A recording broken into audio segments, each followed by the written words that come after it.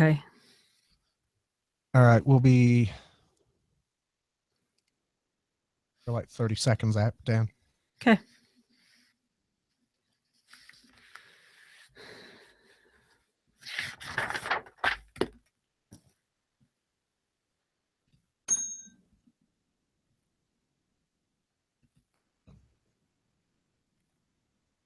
All right.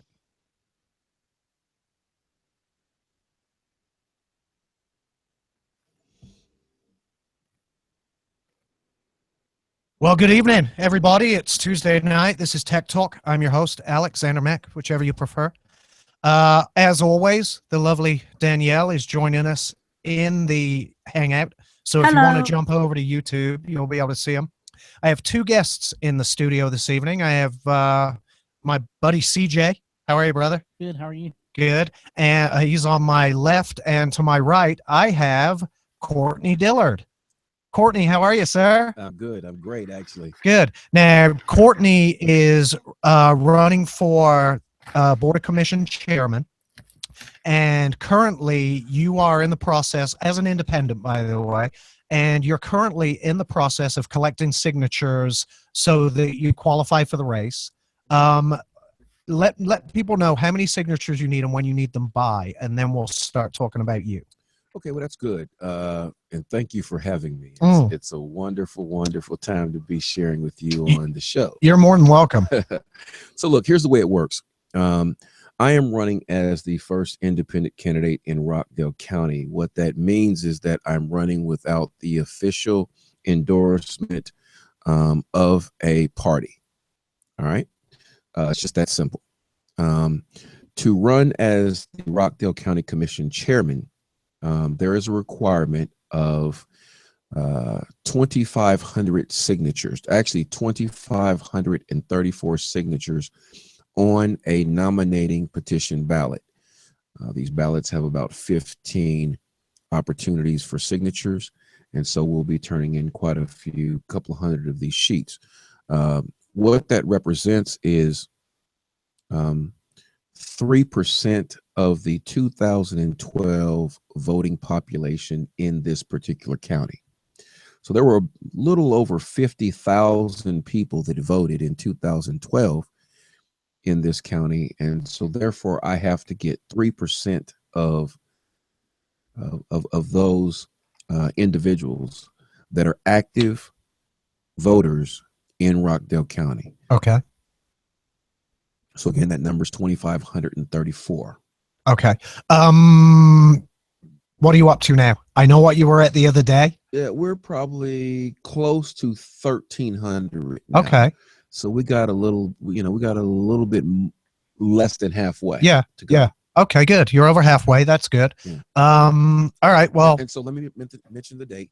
Yes. Okay. So these have to be turned in to qualify as an official qualified candidate between the time frame of June the 27th of 2016 up until the final deadline is July the 12th of 2016. So we got just a little, about 7 weeks or so left to really get these. Yeah, about 7 weeks.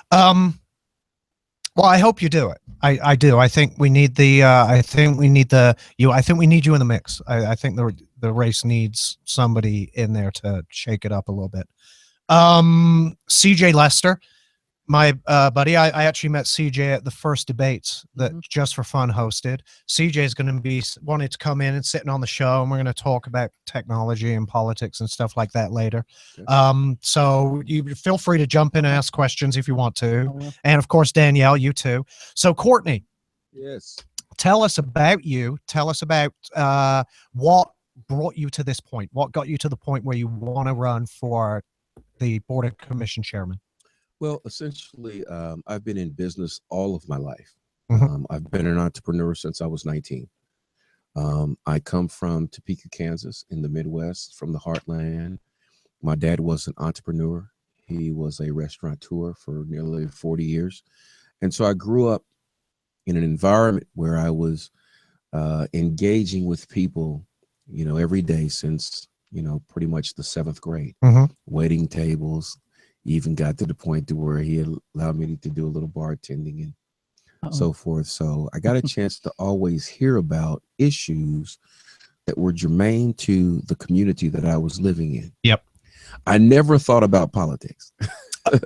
Never thought about politics. That's what every politician says. Yeah, until about 5 or 6 years ago. But I spent most of my professional career I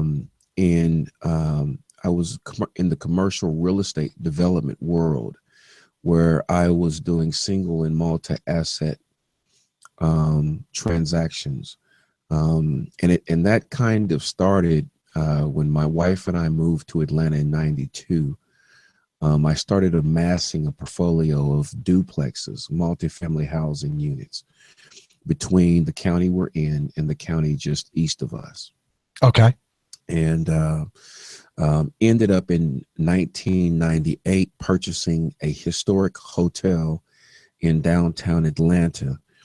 It's called it was the Winecoff Hotel, now the Ellis Hotel, adjacent to Ritz-Carlton. What that did is it really spurred the redevelopment of the Central Business District in Atlanta.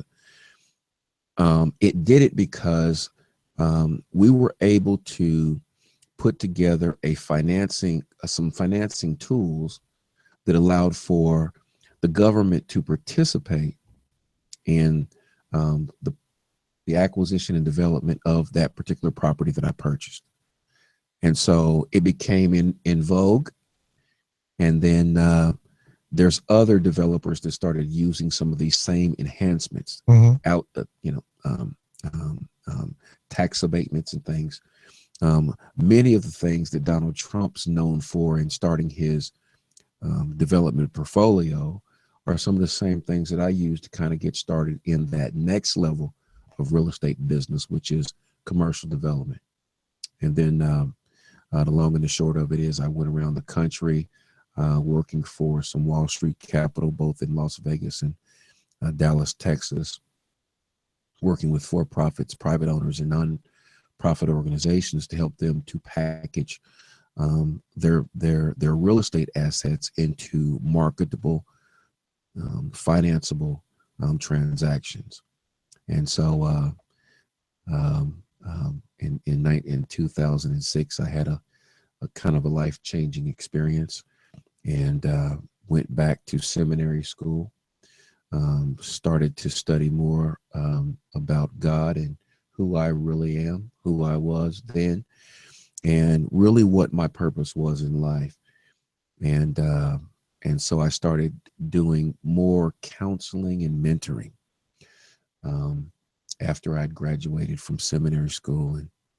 But I still, just always felt that my real gift, whether it's in ministry or business, it's always been, at the grassroots level, right where the common man is, being able to address problems with practical solutions that allow people to work together to an end. Right. Which is, I guess, brings us to county chairman. And that brings us. I mean, there's no more grassroots at the political level than your local board of commissioners. Well, it depends on how you see it. Not everybody sees politics from a grassroots kind of institution. Sure. But because of the fact that when I was working with Wall Street Capital, when they would plant me into a city, they would drop me into a city for a week.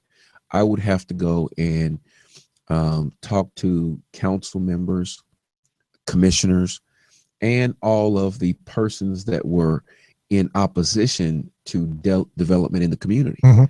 And I had to get them on the right page sure, to make sure that a development could occur. Yeah. Mm-hmm. And so it was easy for me because my personality, my charisma, and my, innate just, care for people, I enjoyed doing it.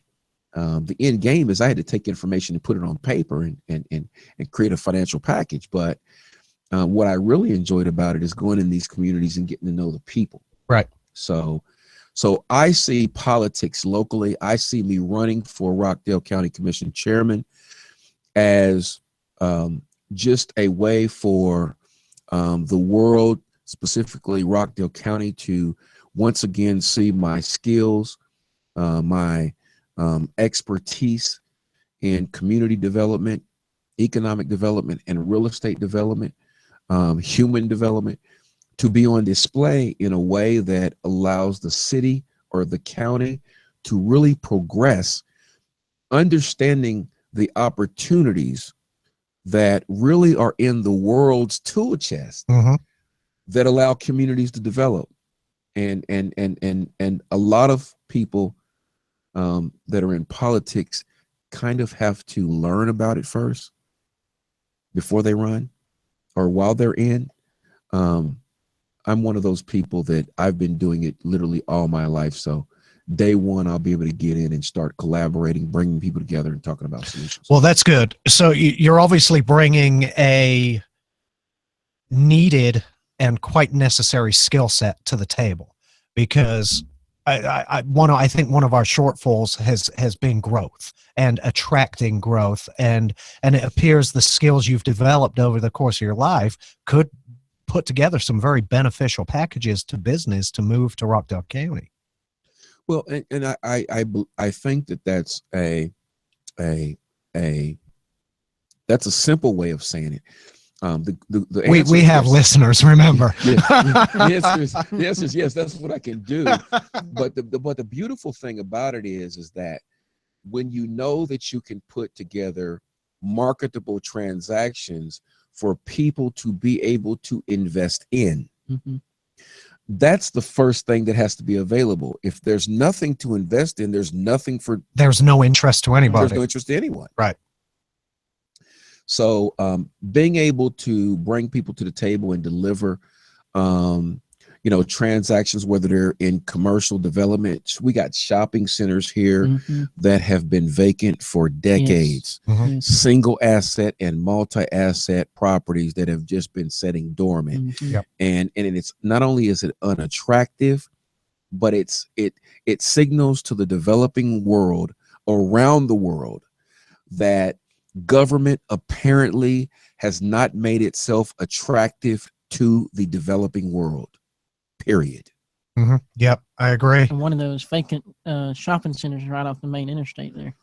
Right off 20. As soon as they come into this city. And so, one thing that's interesting about that particular property, it's called Salem Gate in Conyers, Georgia, is that developers, if you're out there, please listen up. But that property, Interstate 20, for a city county like where we live, the interstate is our cultural resource. Different places around the world have landmarks and places that people know them by. Yes. Well, if you don't have something that people know you by, then you have to create something and make yourselves known by it. Yes. That's a cultural resources. Some people have lakes, some people have monuments or buildings around the world. I had hoped that the Georgia Horse Park would have become that landmark for us. And it could have, and it may still. It may be. But you have to understand, it's all a perspective. If the leadership has a perspective of that being a cultural resource and it's communicated that way, I mean, we're not the Eiffel Tower, so it's not going to be readily apparent to someone. Right. You have to market it in that way so that people will begin to appreciate it in that way, and then they'll use it in that way. Yes. Yeah. So it's a leadership failing. And I hear this almost every day from almost everybody, that it's a failure on our leadership's part. So we're coming up on a break, and we're actually going to jump to it early because I just heard from Scott that his wife's on the way home. We're going to have to juggle some cars around so she can get into the driveway.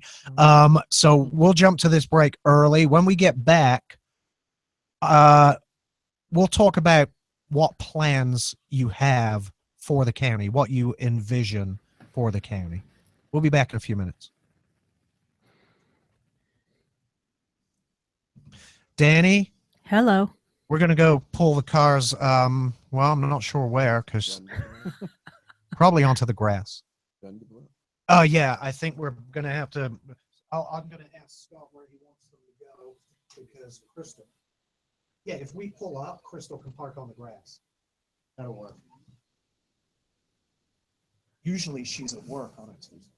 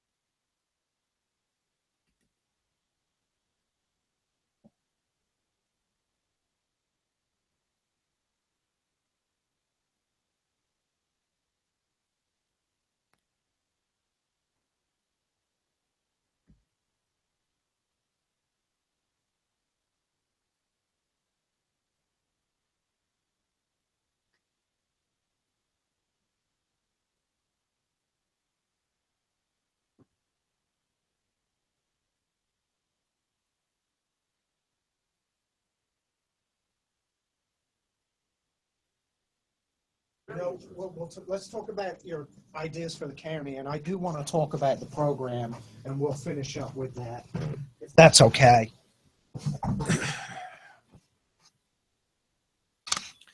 Okay, we got everything moved. Good job. Van Morrison is almost over, and then Queen.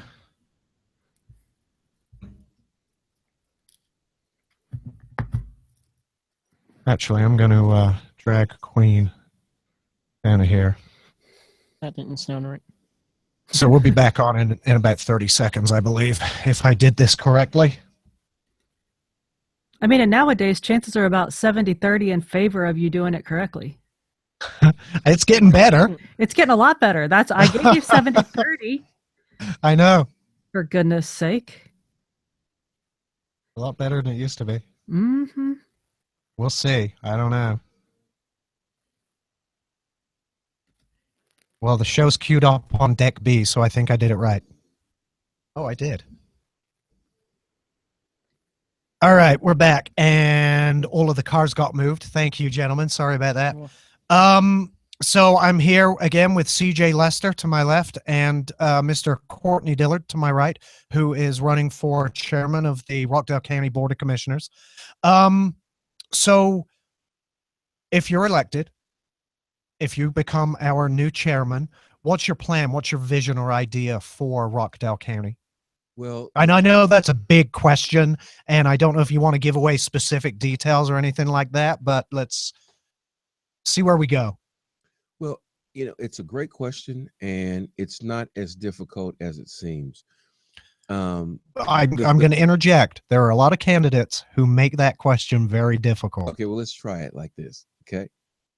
The very first thing, once elected, is to put together a team of people that are already in place and have a focus group with a time-sensitive schedule to do a strategic plan for Rockdale County. So you mean individual department leaders, everybody coming together and working on a plan? A strategic plan to accomplish certain goals in the community. Mm-hmm. One of the main goals is to make sure that we recognize that we're in an $8 million shortfall, and to talk about what needs to happen to raise capital first, to bring in new capital first,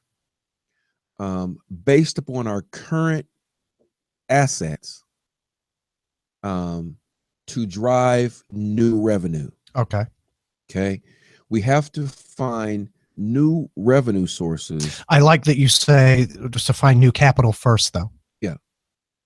Well, because nobody wants a big old tax increase. Well, and it sounds like you have a history, your experience through life of raising capital. Yeah. Well, the point is this.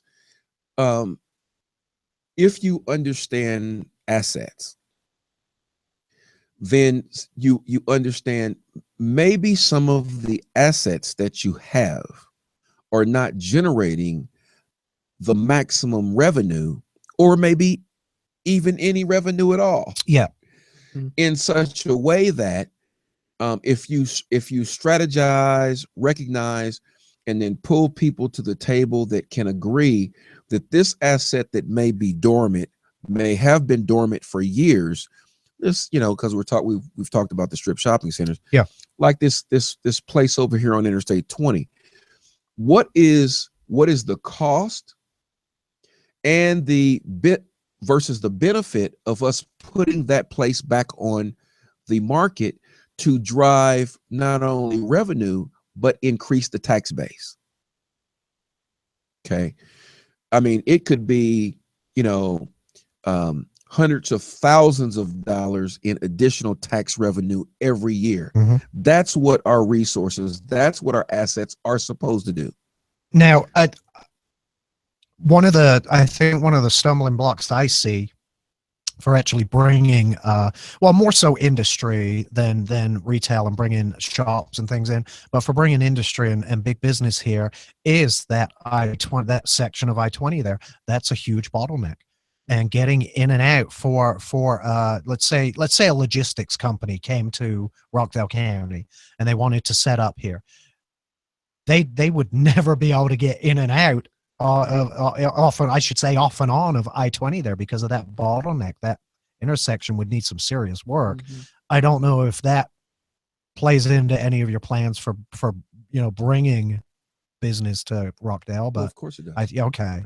So you've considered that. Well, see, Alex, you got to understand this, that if you're going to develop, let's say, a couple 100,000 square feet of new development to an area, mm-hmm. you have to take into consideration the ingress and egress, the way the traffic flows. How are people going to, if you're going to create a a $100 million impact center, which could just typically look like a shopping mall. Mhm.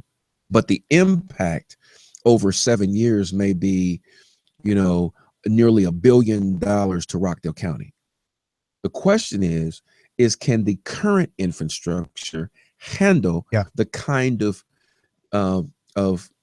new flow for that type of impact? Yeah, I mean that Yeah. puts a lot of strain on existing infrastructure. So once again, here you have the need for a strategy, because the very questions that you're posing to me are questions that if we're sitting down doing a strategic plan, these are the very questions that would be asked. You'd have the real estate or planning development over here talking about what I just asked, but the question that you just asked will come from transportation. Mhm. Here's the beautiful thing about it is that the state cannot get involved in our community highways, state roads, et cetera, not Interstate 20, but our state roads and things. Yeah. If we don't have a growth plan in place so that they can say, well, we're looking between Cobb and Clayton and Rockdale. Cobb has a plan. Clayton's thinking about a plan, and Rockdale has no plan. And we have $600 million in state transportation funding that we're going to deploy into the state, but it's all going to be based upon whose plan is active. Right. So And- we have to have a plan. It's imperative. Oh yeah. Yeah, apparently. Okay, so step 1, bring everyone together, come up with a strategic plan. Step 2. Step 2 is to really analyze, the tax drivers that we have, like our mill rate, our property taxes. How are they performing against,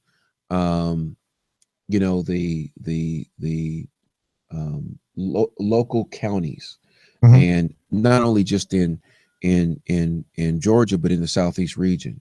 Because, one of the things that's going on that we hear people talking about now is, okay, so the economy is coming back around, right? Slowly, it's coming back So around. it is slowly but surely. Yeah. So, but the taxes are going to continue to stay the same, but in effect, they're going to adjust based upon the inflation or the fact that the economy is growing. Mhm.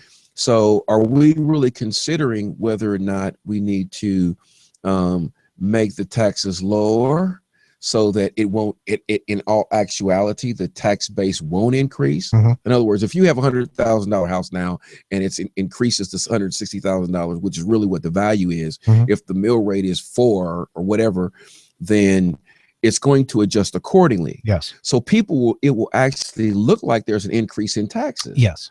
They don't think about that, the general public, but you have to make sure that from a leadership standpoint that you're taking these things into consideration, because you could really, based upon growth, or based upon natural inflation, you could still tax some people out of their homes. Yeah, I mean, and you could also stagnate growth, because that's one thing people look at is their tax bill.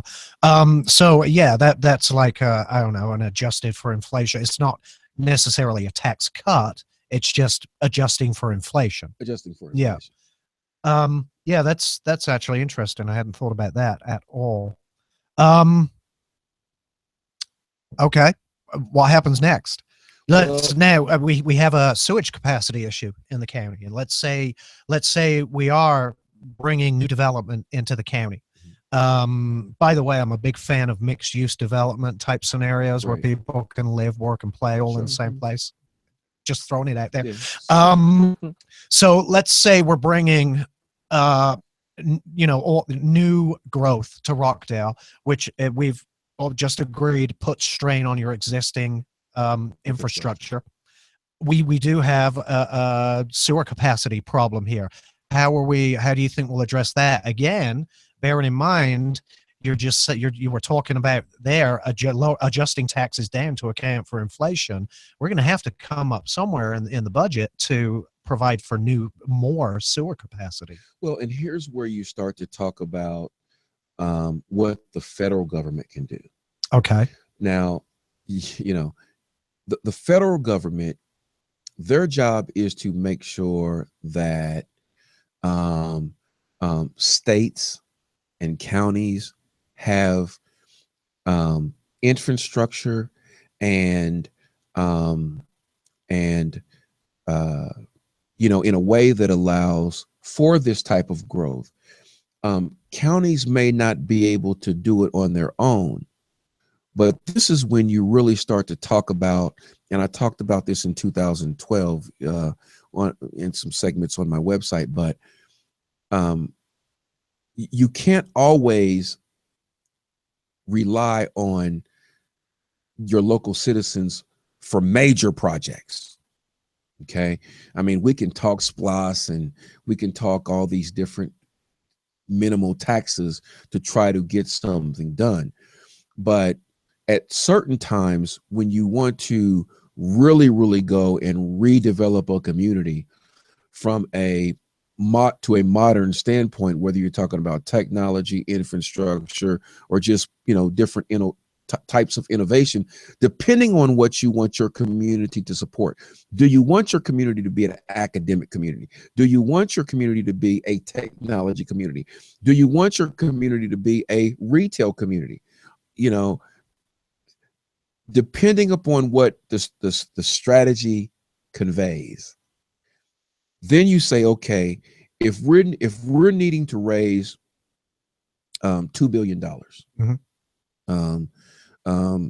to take Rockdale County into the next 25 years, we get there by saying we can only tap on the consumer or the stakeholder for a percentage of that. Right. But what we can do is step ourselves up, talk to our congressmen and talk to our state senators and have them lobby for programs that are at the national level that help communities redevelop. Mm-hmm. Which again all comes back to having that strategic plan. It has everything to do with strategic plan and having relationships that go from your congressman to your senator. See, you gotta understand, local leaderships, one of their jobs is to make sure that they have productive and proficient relationships with their state leadership and federal leadership. Sure. Because I mean, not only from a federal standpoint, but there's state opportunities that if we don't have a plan, when we go to the national conferences for commissioners that some of our commissioners talk about, what are you talking about to the people that are there to address your concerns?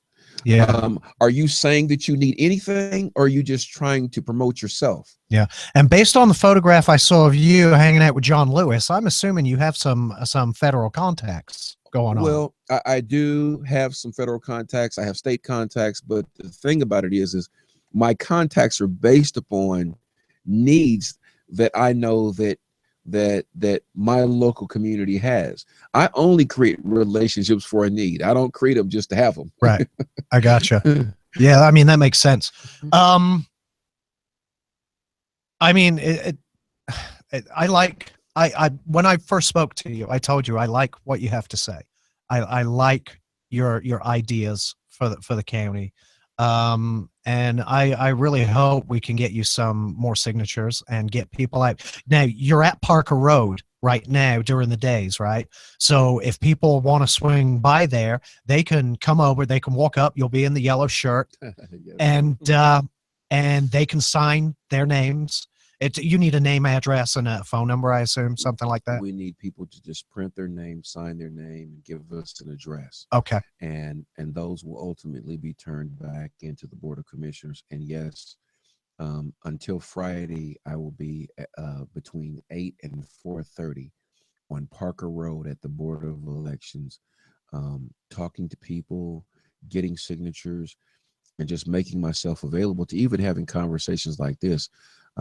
Because some people they want their eyes opened to what new leadership really could look like. Mhm. And it has to be explained to them. There's other candidates that are talking about leadership. That's actually an in vogue term now. But the thing about it is that, is it leadership that's more of the same, or is it leadership that really is concerned with making sure that the people's voices, community by community, neighborhood by neighborhood, are heard at the county level? Because what the people want in the south part of town may not be what the people want in the north part of town, but you have to be able to understand that. And if you try to give everybody the same thing, everybody's going to be unhappy. Yeah, that's true. A lot of complaints that I hear is that the south part of the Rockdale County don't get heard a lot. Yeah. And maybe moving some meetings down there. If, whoever gets elected to office, to move meetings down there sometimes. Yeah. In night sessions or whatever. Yeah. Kinda Well, like that. I think one of the things that is going to be a very memorable part of my tenure once I get in office is going to be how I have community meetings where I just let people talk to me, and then I give them just a response. See, the most beautiful thing is a question. But if we don't allow people, if we don't put ourselves in a position where people can ask us questions, then everybody feels disenfranchised. Yeah, I agree. And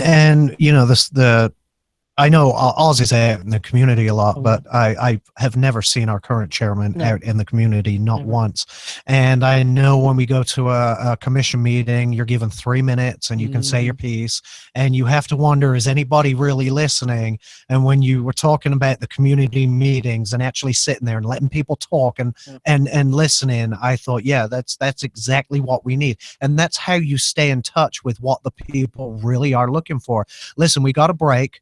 When we come back, let's talk about the other things you're doing in the community, in your personal life. We won't get too personal, but we're going to talk about the other good things you're doing in the community, because I think they're fantastic. We'll be back in a couple of minutes.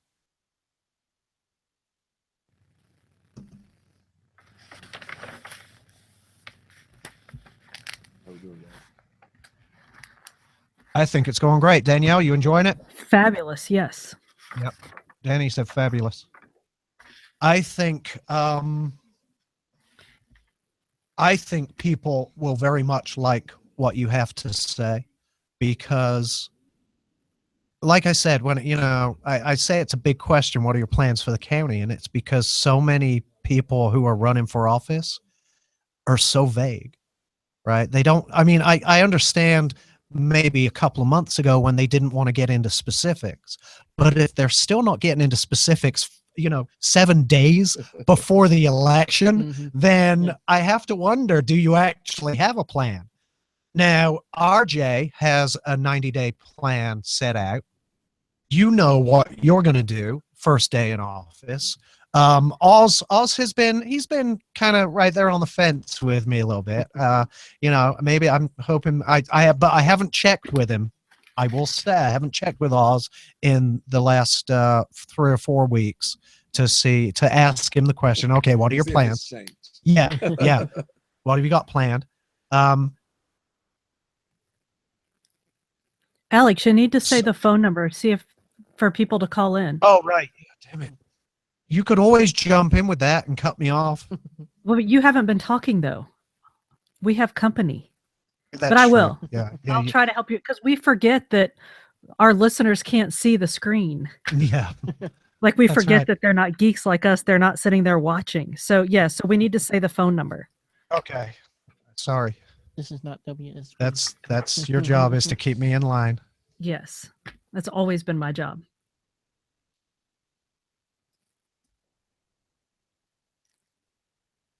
Yeah, I thought of that when you were talking about them being accessible. I was like, oh, we're not being accessible. We're filibustering. Saturday we were all up at Parker Road because it was early voting Saturday, and Pardon me. At the end of the day, there was a small group of us just stood around chatting, and Courtney was one of us, and we're just there, really just throwing around ideas about how the community can engage with their leadership, and you know, it's with our current chairman, that just hasn't been possible, in my opinion.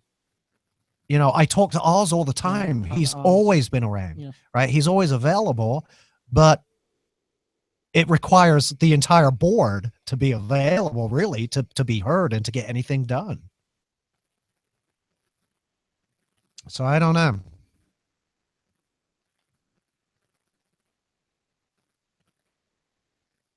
And we will have new leadership because if Oz don't get elected, he don't go back to post 2. So, or post 1. He's post 1, I think. Post, yeah. That's right. So we will have new leadership somewhere. Just don't know who. Yeah, right now it's up in the air. Mhm. Well, I mean, so how does that work? In May, they're going to have the primary, and one of them is going to win. And are they just considered the presumptive winner because you're entering the race as an independent? How does that Well, work? actually, what happens is May 24th, 11 o'clock at night, Mhm. there will either be a winner for the race or there will be a Or a runoff. The runoff will go into July. Mhm. Okay. But ultimately, during that period, sometime, I think it's July 12th. After that point, there will be a winner in the Democratic Party. Yes. Because there's no Republican running, then it will be that person and then me coming out of the independent lane. And so we will square off In November. November 8th. Okay. Yes.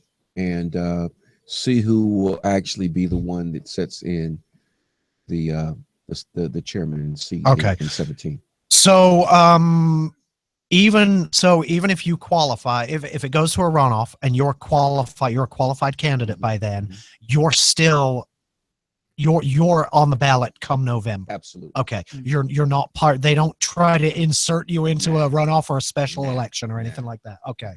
So if you get your signatures Straight in. by your deadline, you'll be on the ballot come November. Absolutely. Okay. Absolutely. As the independent. As the independent candidate. Very cool. Mhm. I don't know. It's an interesting system, isn't it? It is. The way everything works. And I've been in politics, well, in Rockdale County at least since 2012. Have you really? I Working helped- on campaigns and Yeah, and I was head of Rockdale Young Republicans and oh, okay. started it up, and then we had a little fallout. But, Are there any other than you? Are there any Rockdale Young Republicans? well, it's mixed with libertarians. Okay. So we had in 2012 we had a big fight with the libertarians. So yeah, Beefing. yeah. So, but the thing that I'm positioned to do and say is that, we really have to be more about Rockdale County and less about Democrat and Republican. Right. Because at the local level, Yeah. parties. Well, at the local level, you have to work together. Mhm. And I'm Really? a Republican. Well, I'm more libertarian. Let's put it that Uh-oh. way. You're an There you go. independent. But yeah. But One of them. me. I'm helping out. I'm helping out the sheriff. Alex? You're with me. I tell you what, man, I do. I like your plan. I like your vision. I'll be I the really lawyer. do. It's okay. I like the planning and development and real estate experience that you bring to the table. I think that's invaluable in that position, because the key to all of this is growth. The Yep. key to it is bringing industry or business or new money into the county. That's Absolutely. the key to every bit of this. I mean, we can't tax ourselves into growth. It's never going to happen.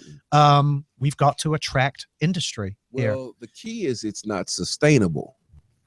Well, yeah, absolutely. You're right. See, I mean, people could do it. People are going to go. It's not sustainable. Yeah. though.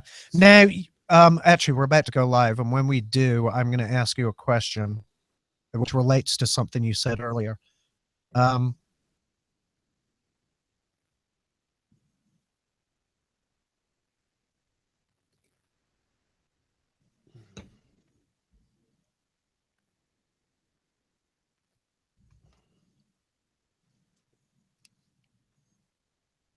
And we'll do that question quickly, and then we'll move on to the other stuff you do in the community.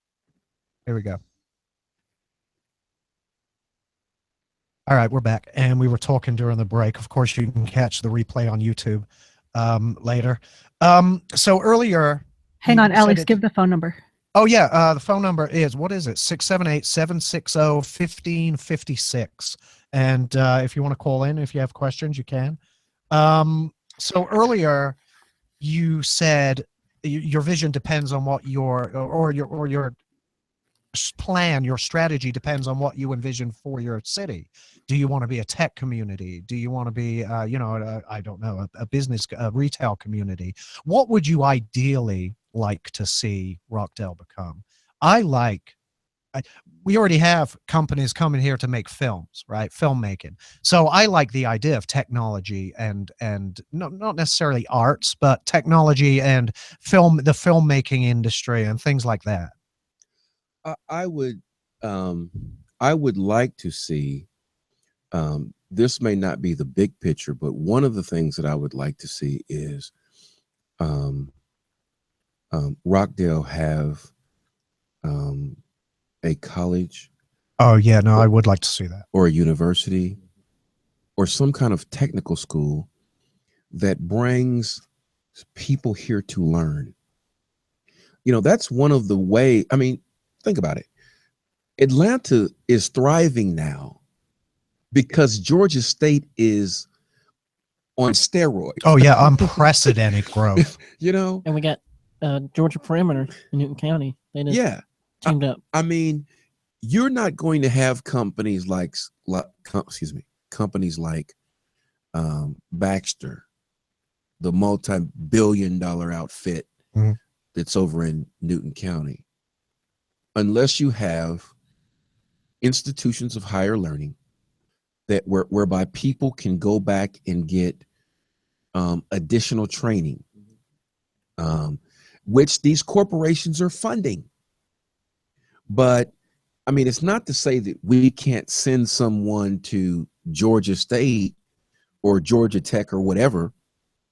But when you have them, homebred in your community, it makes corporations say, we have a pool. Right. It creates that instant pool Employment. of Employment. skilled, educated labor right there in Rockdale County. Why don't we just go to Rockdale County? Why don't we just go to Rockdale County? Yeah. That's a good one. Why don't we just go to Rockdale County? Yeah. You can put that on the back of your shirt. That's right. Yeah. New campaign slogan. Yeah, mine's believe in Rockdale. Yeah. There you go. Believe it. I like that. Believe in Rockdale. I do. And, I'm stealing that. I posted a video right before the show talking about how I believe in Rockdale. Yeah. I like it here. I do. It's cool. I Yeah. do too. I'm happy in Rockdale. I mean, again, nothing's ever perfect, but we have time and we have, I think, the skill set, I think, to change things. Well, And- let me say and we'll this. Let me see. just say this. This is important. The concept of culture is what makes community. Mhm. Okay. And when you're not driving culture forward, you're creating subculture that's going backwards. Interesting. I mean, it's interesting. I mean, it's an interesting perspective. I'm gonna have to think about that. I mean, there are some parts of subculture that I can fully get behind. Obviously, that I think are kind of cool. That's interesting. All right, so let's talk about the things you do that aren't related to running for chairman or related to your work, or also mention, isn't your wife a surgeon over at the hospital? Yes, So my wonderful wife of 28 years is she's been the chief of surgery over at the hospital a number of times in her tenure there. But right now she's as of the last year, she's just one of the lead surgeons over there. She's a general surgeon, and she's been at Rockdale Medical Hospital for 25 years and has served. wow, so she's been serving the community here for 25 years doing that. Newton County and Hillendale over in DeKalb County. And I like to say that really, I had surgery at Hillendale. Yeah. So I like to say that really what we've been doing is just taking care of people, since we've been here since 1992. But one of the things, in answer to your question, is I see myself as a father first in everything I do. So whenever I'm talking, I'm answering the question as if a father would. Even all the questions that you're talking to me about on the radio. Now I've been emboldened with experiences that allow me to speak to a certain specificity, but I'm always addressing it like a father. I'm always looking at a situation, trying to have compassion, understanding what another person's thinking, trying to figure out even if a person has trouble conveying what they're really feeling, trying to help them to, taking time to listen, to really see what they're really, thinking and wanting to do. And so one of the things that's dear to my heart is mentoring. And so I've started an organization called the Leadership Team USA. And much of what we do is character development, leadership, mentoring, both, really all ages. And so we do, personal leadership development, executive leadership development, and corporate leadership mentoring. And so really what we're doing with the public at large is we've just ushered in 2 programs in the last 6 or 7 months. One is a program that has literally brought $11 million in free scholarships to seniors, high school seniors, between DeKalb, Rockdale, and Newton. And we've done that through a company called Infinite Scholars in St. Louis, Missouri. It's just a partnership that we needed to get scholarships into the hands of our seniors. And they were able to, they've been for 11 or 12 years in that business. And so we had a scholarship fair, not a college fair, but a scholarship fair. And we actually have 50 some odd universities from around the nation parked in a gymnasium with the goal of giving out free scholarships.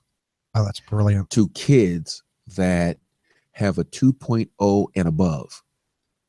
And so far we've been able to put scholarships in the hands of about 600 plus kids. Wow. In Rockdale County, Newton County, and DeKalb County. Wow, well done. Yeah, That's fantastic. That's fantastic. Yeah, it's And big. Alex, let me just say that I was a teacher for a while, and a 2.0 student typically does not think of themselves as being like scholarship worthy. So that's amazing that you're able to get scholarships into the hands of students with 2.0 GPAs, or you know what I mean? Like to have them think of themselves as being eligible for scholarships. That's amazing. That's good for you. That's great work.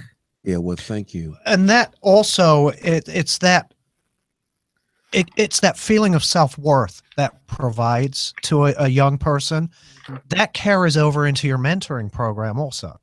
Well, it is a part of our mentoring program. We get there because our mission for the leadership team is to uplift and sustain the health of the community. And so what that essentially means is we've decided to focus on identifying the leadership character in people. Once we identify it, then we uplift it, and then we help them sustain it. And it's a very simple process. when you get into it, because what happens is when you start talking about that, people are attracted to that. A lot of people think they're attracted to my leadership. What they're really attracted to is my message, because the message is sustainable, and it will be sustainable long after I'm gone. But the idea is that so many people have a gift that's been covered, suppressed, or kind of hidden, to the point to where they don't even recognize their own gift and their own self-value. It takes I don't know what it takes, to be honest, to recognize your own potential, but that's the way I see the program is that's what you're doing. You're getting these kids to recognize their own potential, to recognize their ability to lead, nurturing that and developing that leadership ability, which in turn creates confidence, which other people then see in these young men, and it just spreads spreads out from them. And Alex, one of the interesting things about life is this. Other people are the ones that uncover the treasure in someone else. Okay. We don't, we live in a world where most people beat down people, but what we do at the leadership team is we lift up that spirit or that character that has been hidden. It's not hard to identify. It's if you hang around a person long enough, you'll see it. Mhm. The question is, once you see it, what do you do with it? Okay. Do you just leave it alone? Do you, in other words, don't pay attention to it? Do you suppress it in them, or do you decide to uplift it? Once you, if you are a person that tends to uplift it, what happens is that everybody else sees it, including the person. Mhm. And then they begin to see themselves in a new way. Well, then that answers my question of how you find your potential, how you realize your potential. That's effectively what you guys are doing. But you're seeing it in them, and then, for lack of a better way of saying it, making them aware of it, Yeah, and letting them see it in themselves. Yeah. We don't concentrate on the flaw, Right. on the imperfection of the person. Right. We And concentrate on the thing that's good about it. It's the best way to go. Now it's a nationwide program. You brought it to Rockdale County recently. Now at what stage are you at? You said you have you have something going on tomorrow. So you're right now kind of in the beginning stages in Rockdale. Is that correct? Yes. In terms of this type of business, Mhm. which is purely focused on mentoring. Yes. One of the things, in addition to what we were doing with the whole scholarship piece, is we're actually we've just attracted another national program into Rockdale County that focuses purely on mentoring youth between the ages of 12 and 18. And this particular program is focused purely on Black males, Black young boys between the ages of 12 and 18. Okay, that's the Our Kids program. That is the OK Kids program. OK Kids program. Yeah. Yeah. Now, if I remember correctly, the program was started for because of absentee fathers, and it was a sheriff, I believe, a sheriff in where was he? Sacramento. A sheriff in Sacramento that was sick and tired of seeing these young boys following a path of destruction, going to jail. When they get out, the rates of recidivism were high. They were coming back in, and it's because they were missing that, I guess, that male role model, effectively that male mentor. Yeah, it's kind of an it's kind of an unsung part of our society of how important role models really are, Mm-hmm. how important fathers really are, good fathers, how important good leadership is, because what happens is everyone is born to follow. But everyone has a leadership spirit. Yeah. The idea is that until someone sees a leader, unless someone sees a leader, unless they do, they will always You will follow. always follow. Yeah, I mean that makes perfect You sense. see, Yeah. but once you see a leader, you mimic a leader, Hmm.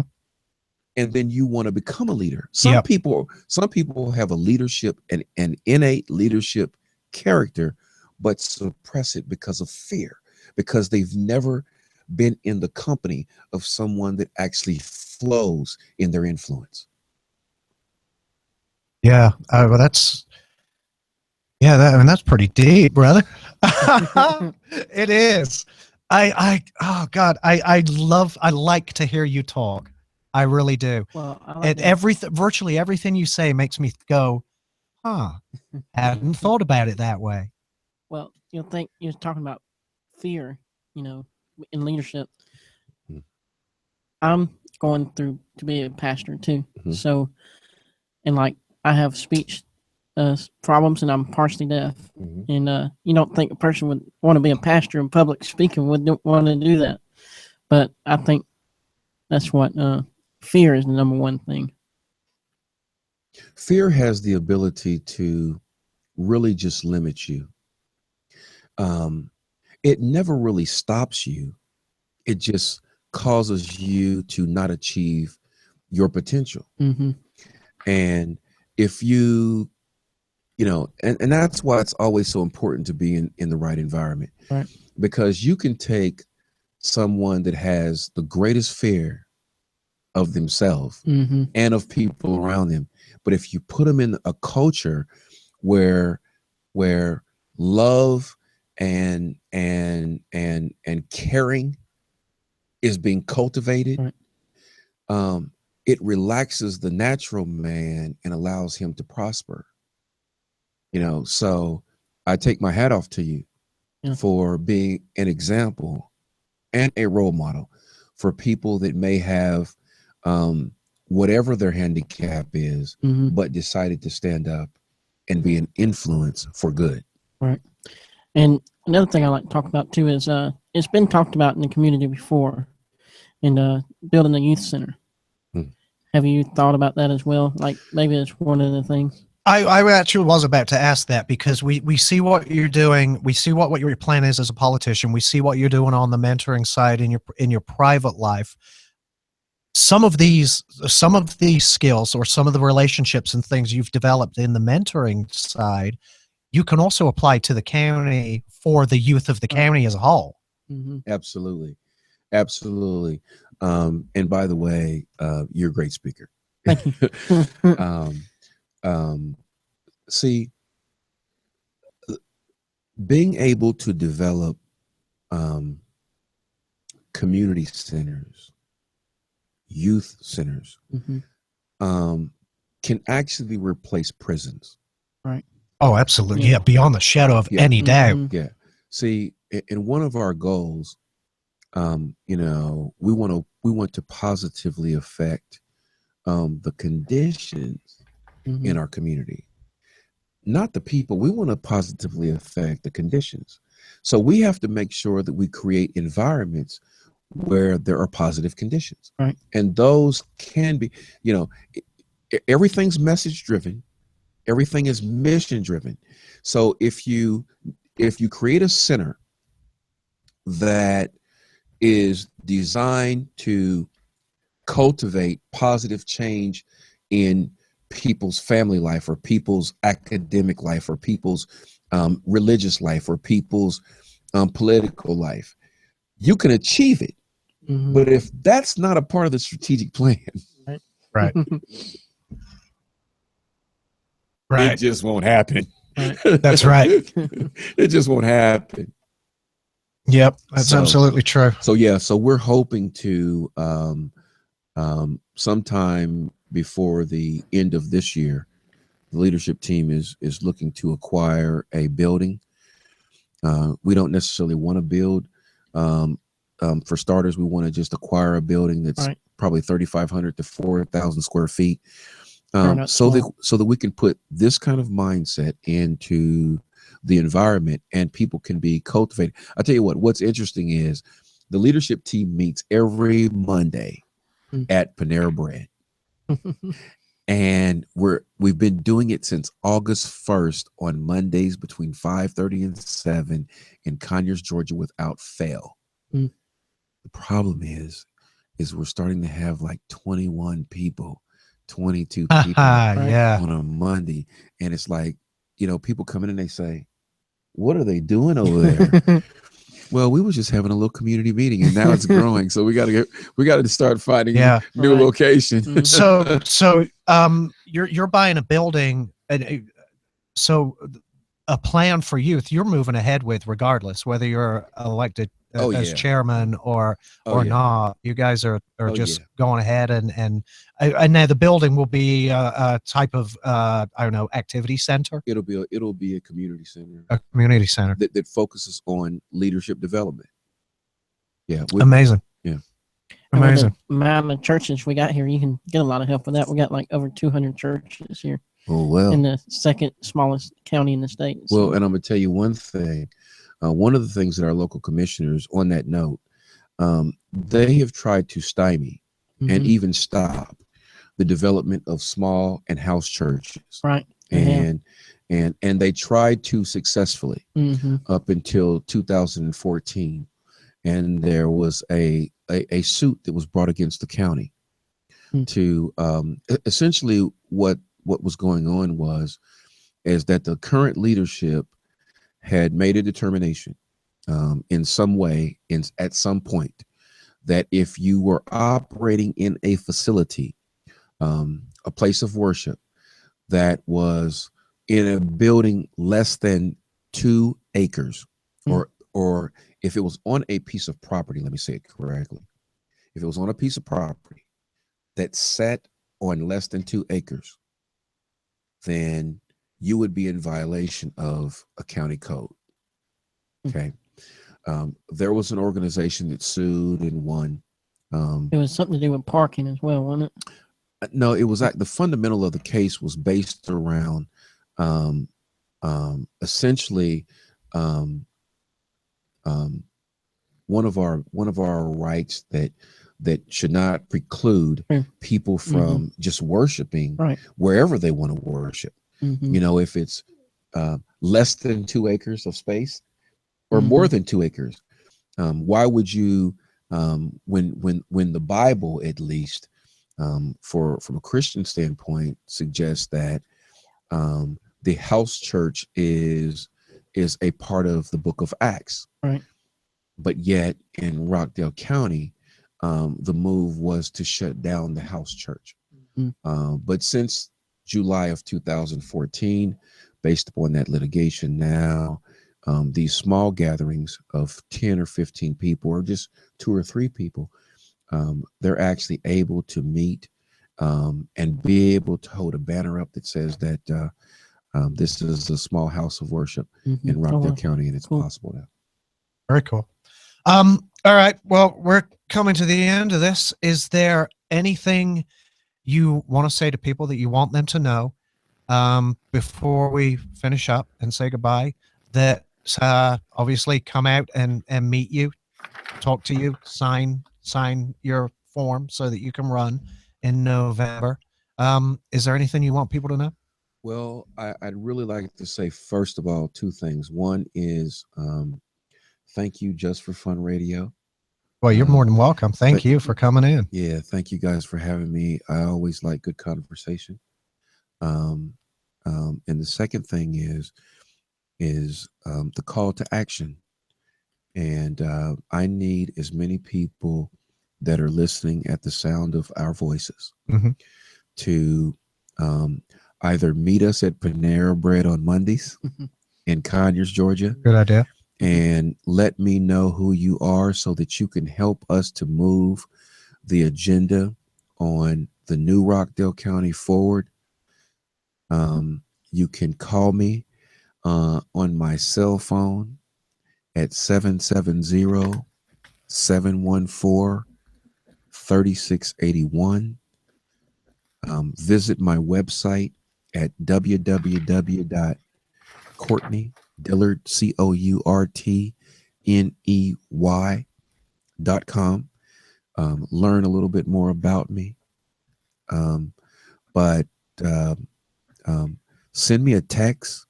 Let me know you're alive, and let's work together. The takeaway is this: let's work together, because there's no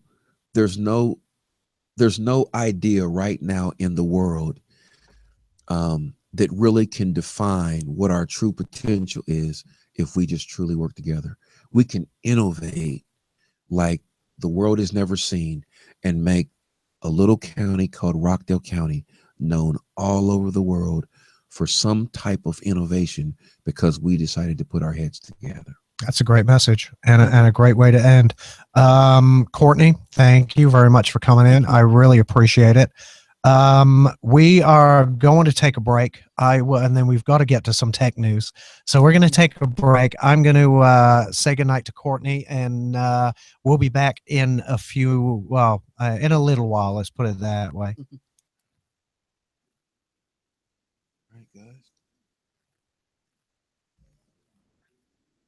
Okay, Dan, I'll be back, Dan, shortly. Okay, in a minute. Okay, yeah. I'm gonna take a quick break too. I'll be back. Okay. Yeah, everybody's taking a break right now. So. Oh. Cool, dude.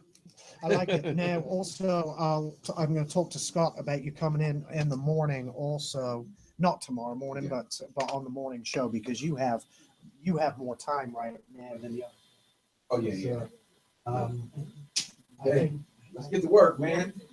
Come on over to the Believe in Rockdale team.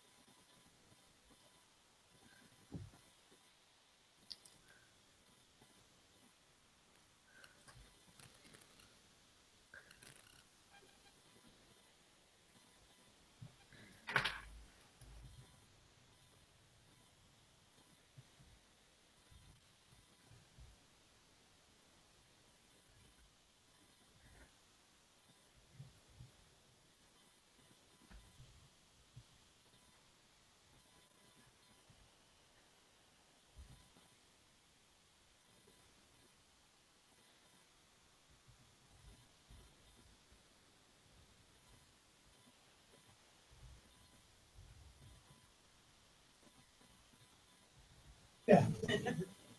I mean, I have. There are some, Go ahead and use. Well, let me see how much time I got first. I got time.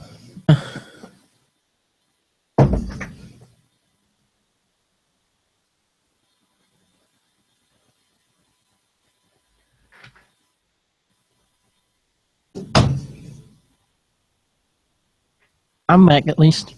Oh, hey. I off the screen. I can't see you. Hang on. There you are. Where'd Alex go? We went to the restroom right quick. Oh, Oh, I should have said that live. oh, that's all right. It's okay. He talks about his bodily habits. Oh, okay. It's all right.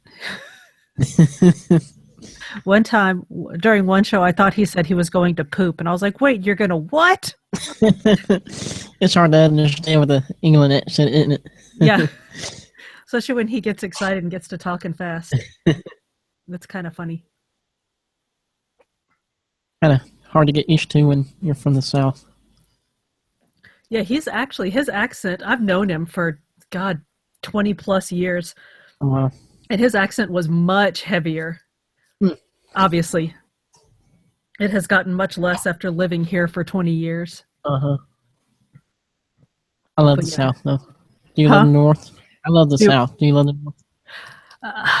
I don't love the North. I mean, I'm happy here, but no, if I could move home, I'd do it in a heartbeat. You forgot what Courtney was scared. I think he had something. Looks like he had something in the cup. Did he have a cup? Yeah. Okay, good. We was just talking about your accent. My accent, my almost non-existent accent. That's exactly what I was just saying, that it was much heavier when we first met. Yeah. All right, I think we're about 30 seconds from going back, so I guess I should. Have something to talk about? Well, we're going to talk to CJ, obviously, because we haven't even really introduced CJ yet.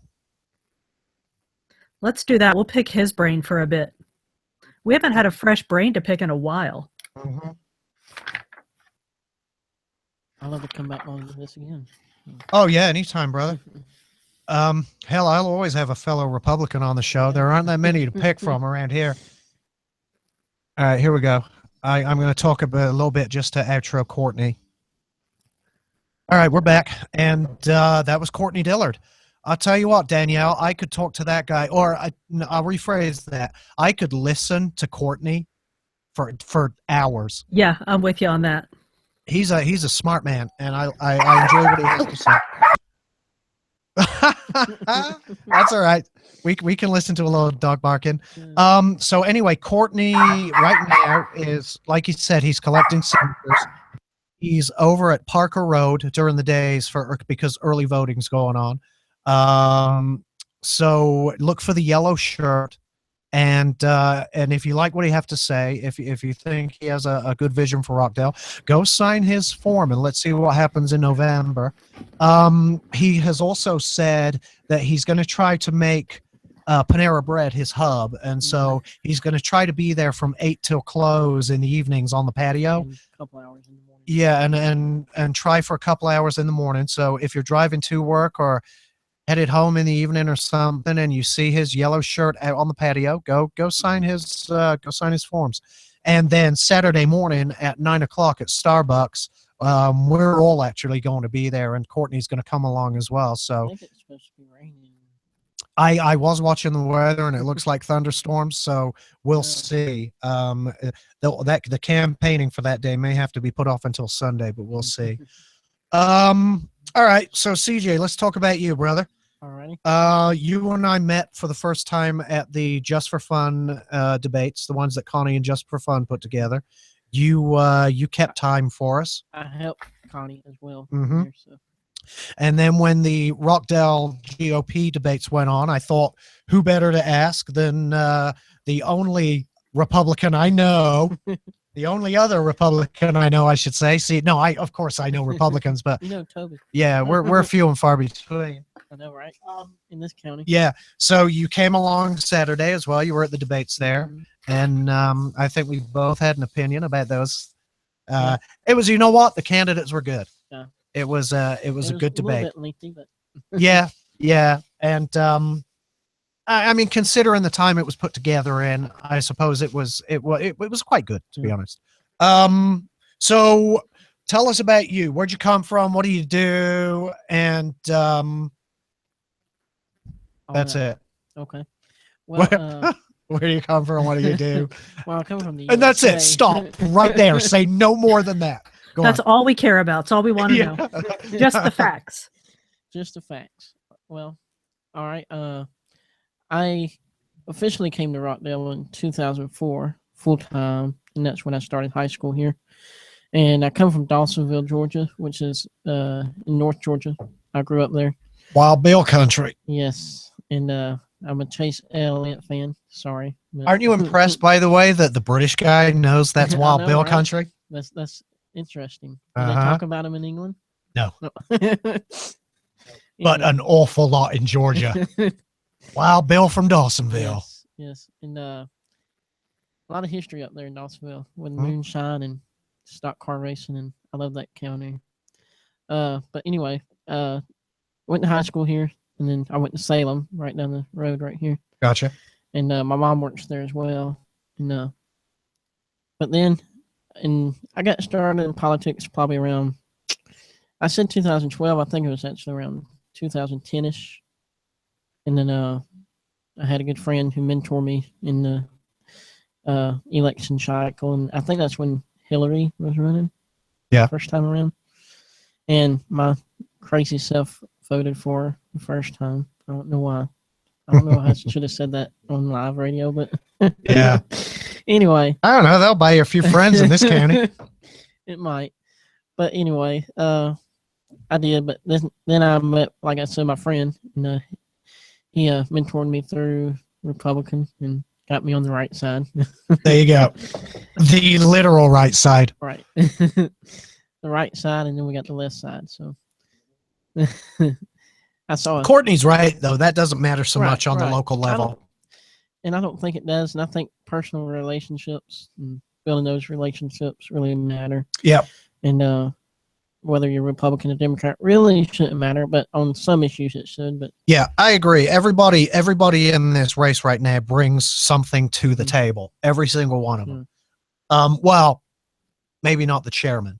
right. So, but I'm sure he does. But Mhm. again, We just he hadn't seen I don't have that personal relationship Right. with Richard. Right. You know, I've spoken to him now a Mhm. total of 2 times. Mm. I spoke to him once on the telephone, and then I spoke to him at the NAACP debate. Mm. I caught up with him in the parking lot as we were leaving. We chatted for a little bit, and I like him. He's a nice enough guy, but oh, for God's sake, get visible. I know, right? Get visible in the community. Let people know you're If you listening. go down Rockdale County, you think Oz is chairman. You know? Yeah, Oz is everywhere, man. Everywhere you turn. And I do like Oz. I do. I think Oz has done some fantastic work Mhm. in Rockdale County. He's always busy. He's Right. always out there getting things done. Mhm. And he even says himself that people come up to him and say, "Oh, you're the chairman of the board," right? Because he is the face Yeah. of Rockdale right now. He's the face of Rockdale. Mhm. Never see Doreen. No, I seen her. I go to little meetings they have for like the state house, and I seen her in there. Mm-hmm. And I shook her hand a couple of times, but Danny's a big fan of Oz, aren't you? I'm a huge fan of Oz. Yeah. We like Oz. He's a Yeah. friend of Just for Yeah, Fun We Radio. do like Oz. Yeah. And you know, again, I wish him well in this race. I do. I want to see Courtney get into the race because I want to see that mix of ideas.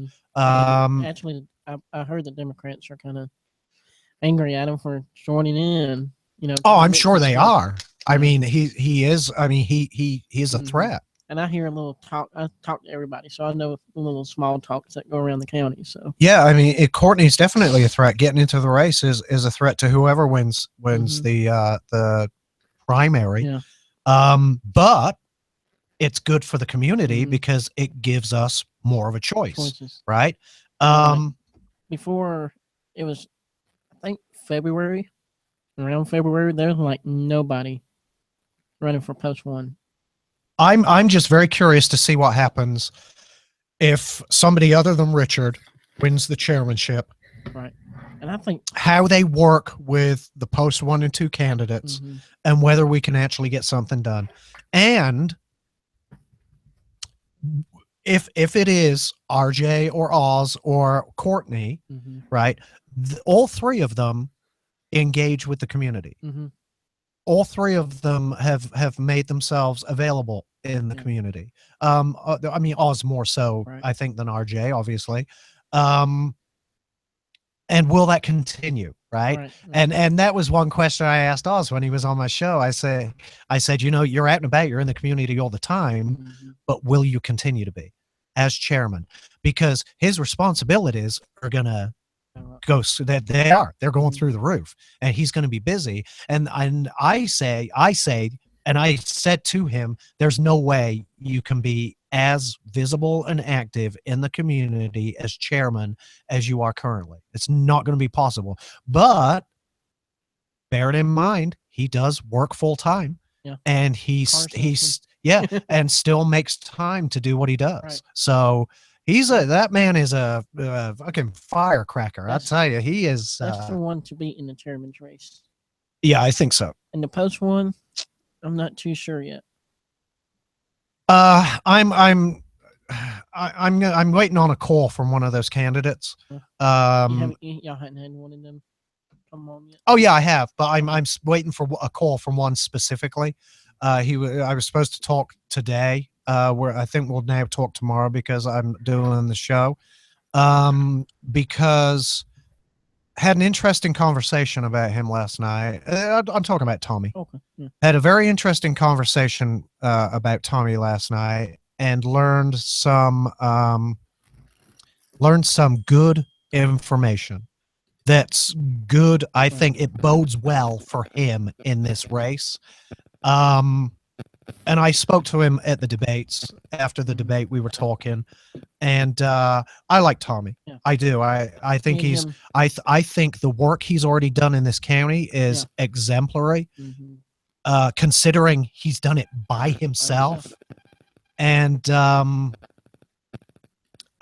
want to see him do well, and I have a feeling he's going to. And I'm going to save this information from when I talk to Tom, Mhm. but I have a feeling he's going to do. But I've said from the get-go, we need to watch out for that Thomas Chastain. And I've had people say to me, oh, no. Well, some very well-placed people are Mhm. taking him seriously. Really. Anyone Yeah. that discounts him has not listened to him speak and knows nothing about him. I agree. And just But yeah, some very well-placed people are looking at him. like with me, public speaking, that's maybe his downfall. But But maybe there's that's a lot of people. here's the thing, and here's one of the things I want to talk to Tommy about is maybe working with him and for debate prep and Right. things like that, because those nerves you can get over, right? Nerves. And I told him at the debates, I said, listen, just go in there and just picture a one-on-one conversation with me, because when he came on the show, brilliant, Really. absolutely fantastic. brilliant. I have to go Yeah, back and watch no nerves, nothing. Full of confidence, full of plans and ideas, and passion. That's what I like about him, is that passion he has. Yeah. And he's such a young guy. That's rare. Yeah. That's Me and him rare. Both. I'm 27. Yeah, He's about what, 25, I think. yeah. I Mhm. think he is. Yeah, 25, 26. And that's the future of our county. Is us. No. It absolutely is. It is. Now you are working to get into the I'm going to say the church, because I don't know whether it's the ministry or the seminary or the so it's you're working to become a minister. Yeah. Okay. And Where are you at on that? Well, I'm at the beginning stages. Okay. And there's a lot of process I'm going through the Methodist church, and Okay. the Methodist church has methods. That way you can keep drinking. Right. Well, Alex. that's why I switched over. No. But anyway, I grew up Pentecostal, and I told God a long time ago I wouldn't go to a Baptist church. Well, don't ever tell God you're not going to do anything. Yeah, no. Right? Things took a turn, did they? And I became a Baptist for about 7 years. So, don't tell God you're never going to do anything. Right. But I think God has a sense of humor. But yeah, I'm going to get into ministry and hopefully become a local pastor. And with the local pastor, you get to travel because they change pastors like every 4 years. And not necessarily every 4 years, but my pastor I have now was a pastor at a church for 36 years. Really? 36 years. And he, at one point, did 2 churches on Sunday morning. Damn. So what's your ultimate goal there? To run your own church? Have your own congregation? I have my And own congregation. I like to do that. And right now, with what I'm going with is called a certified lay speaker. okay. And the Methodist likes to work with the congregation. That's the difference from the Methodists. And with that, I'll be able to fill in for pastors that are out in my district. Okay. We have districts as well Yep. in Georgia. Yep. And so I'll get to fill in for the pastors as they're sick. That's a good way to start. Yeah. Yeah, get your Good feet way. wet, so to Mhm. speak. Yeah. Yep. Walk on that water, Mm-hmm. as they say. Public speaking. Nobody No, says that, do nobody they? says that. Yeah, I No. was gonna that's- say nobody that's not a says saying. walk on that No. water. No. Yeah, I mean, I'm not a religious man. I'm not an atheist. I don't, Right. I don't deny the existence of anything, and I believe in everybody's absolute right to believe in what they believe and practice what they practice. You went to I'm just- church with me a few times. That was a Methodist church. Was it? Yeah. I couldn't even tell you that was a Methodist church. Yeah. As long as you're allowed to drink, and I don't drink much, but I do like a Guinness every now and then, Right. and that's why I couldn't be a Baptist. Could not be a Baptist, Yeah. although from what I hear, they're the worst drinkers. There's sneaky drinkers. Well, that's the thing. We're not sneaky drinkers. If we're gonna drink, No, we're we're gonna right drink. right out there in public Yeah, drinkers. yeah. Along with the Catholics, so. Yeah. Yep. Drinking on the YouTubes, we are. Mm-hmm. But also, me and Thomas was talking. Like there was nobody getting in the race at post 1. Right at the beginning, Yeah. on the Republican side, you Right. mean? Right. Or nowhere. There was nobody Oh, really? jumping in. Okay. Right until the deadline. It come up to the deadline. I can't remember when that was, but anyway, we was both talking about one of us jumping in. Mm-hmm. So maybe you'll see me on post 2 taking over Doreen's spot. I don't know. We'll talk about that after the show.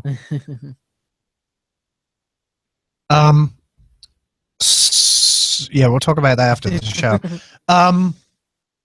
Danielle knows what I'm talking about. I do know what you're talking about. What was I going to say? I was going to say, shit, now I've lost my when you were talking about jumping in, Mhm. and I asked Thomas about this. Did you get any support or any resistance to wanting to jump in? Resistance. Here's the reason I ask. I haven't seen much out of the Rockdale GOP so far. Right. Haven't seen a great deal of support getting behind Tommy. Right. Is the reason I ask. Right. And I did hear through the proverbial grapevine that there were people who were trying to on his side of the fence, on the right side. The right side. I heard there were people just trying to dissuade him from doing it because their opinion was waste of time. Yeah, just a Republican, nobody vote for you.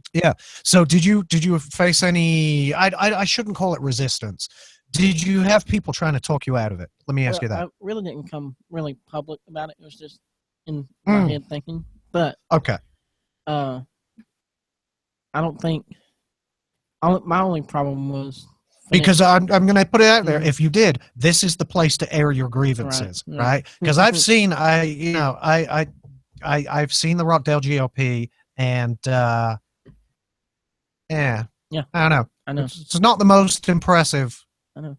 organization that there is, right? It needs. I agree with you. There's a reason they don't have a young, vibrant membership. And that was if I would have joined as Republican. I wouldn't do independent because that's a little bit extra work, as you can tell with the signatures and all. But the other part of it is financial. That's my biggest. Yeah, hurdle. it costs freaking money to run. It does. Yeah, that's what it boils down to. That would be my And biggest hurdle. yeah, and that's I don't know how Tommy's doing there. And again, this is why I'm wondering what's the Rockdale GOP doing? Are they going to start doing fundraisers and things like that? I see him going to events. I see him hosting things primarily at the VFW, and I have to assume he's putting them together himself. Yeah. I mean, that's my assumption. Yeah. Yep. That's what I figured. All right. When we get so we've been introduced to CJ over here. So when we get back, we can actually start talking about some technology. Fair enough? Yeah. That a plan, Dan? I think so.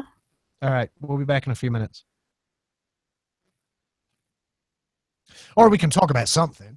Yeah, I well, mean, you know, we'll argue about something generally, or- yeah, generally, whenever I talk about about technology, it turns to politics. yeah, or something else. But that's because a lot of the stories I pick Right. are related to technology and politics, like the encryption fight that's Right. going on right now. Well, and because we And, have attention I don't- spans of goldfish. yeah. But I made sure at the debate I wrote some questions about the encryption Yeah. because I really honestly believe that privacy Mhm. is going to be the defining issue of this decade. I think this decade is going to be defined over a privacy fight between the citizens and the government. It started off this decade started off pretty healthily with Snowden and Chelsea Manning, Yeah. and the discovery that the NSA has been spying on us. A story this week came out that the FBI has been spying on us for 2 decades. Did you see that, Danielle? Nuh-uh. Yep. FBI has been quietly hacking Americans for 20 years. I saw that Engadget wrote a letter to the FBI and asked if they could confirm or deny that they could use an Echo, the Amazon Echo, to spy on people. To And- listen to people Yeah, and they replied that they could neither confirm nor deny that. or tonight. Exactly, which means they can, obviously. And the I'm biggest sure they can. Shit, you can probably use my Alexa to spy on me. They can use the camera on your Xbox to watch you. Yeah, So when but you're I mean, Alex, so when you you're know, playing Xbox games naked, consider that. between you and Keith, I'm ignoring that, by the way. Between you and Keith, you guys know enough about me that you could probably hack into my Echo. Probably, but that's how women play Xbox. Obviously, naked. Of course we do. I mean, Yeah, That's a and all thing. of our games are pillow fight games. they are naturally. Yeah, Play with First- other there's hot first- women. There's Yeah. first-person pillow fight games. There's Yeah. RPG pillow fight games. Yeah. Yeah. Why are we Yeah, even they're all- saying? I mean, do you want to state other obvious things Duh, like yeah, I state breathe the ob- oxygen? State Duh. the obvious, Al. Duh. But yeah, the FBI's been hacking us for 20 years, apparently. Quite the revelation. This came from BGR today, the Boy Genius report. Look, I redid my nails. They're cute flowers now. Can you see them? Yes, well, 2 of them are Are they too reflecty? Yeah, and the others are chevrons. zigzags. Zigzaggy. Mm-hmm. Yes, they I are. finally had to take off my double-decker buses after 12 days. They finally gave up the ghost.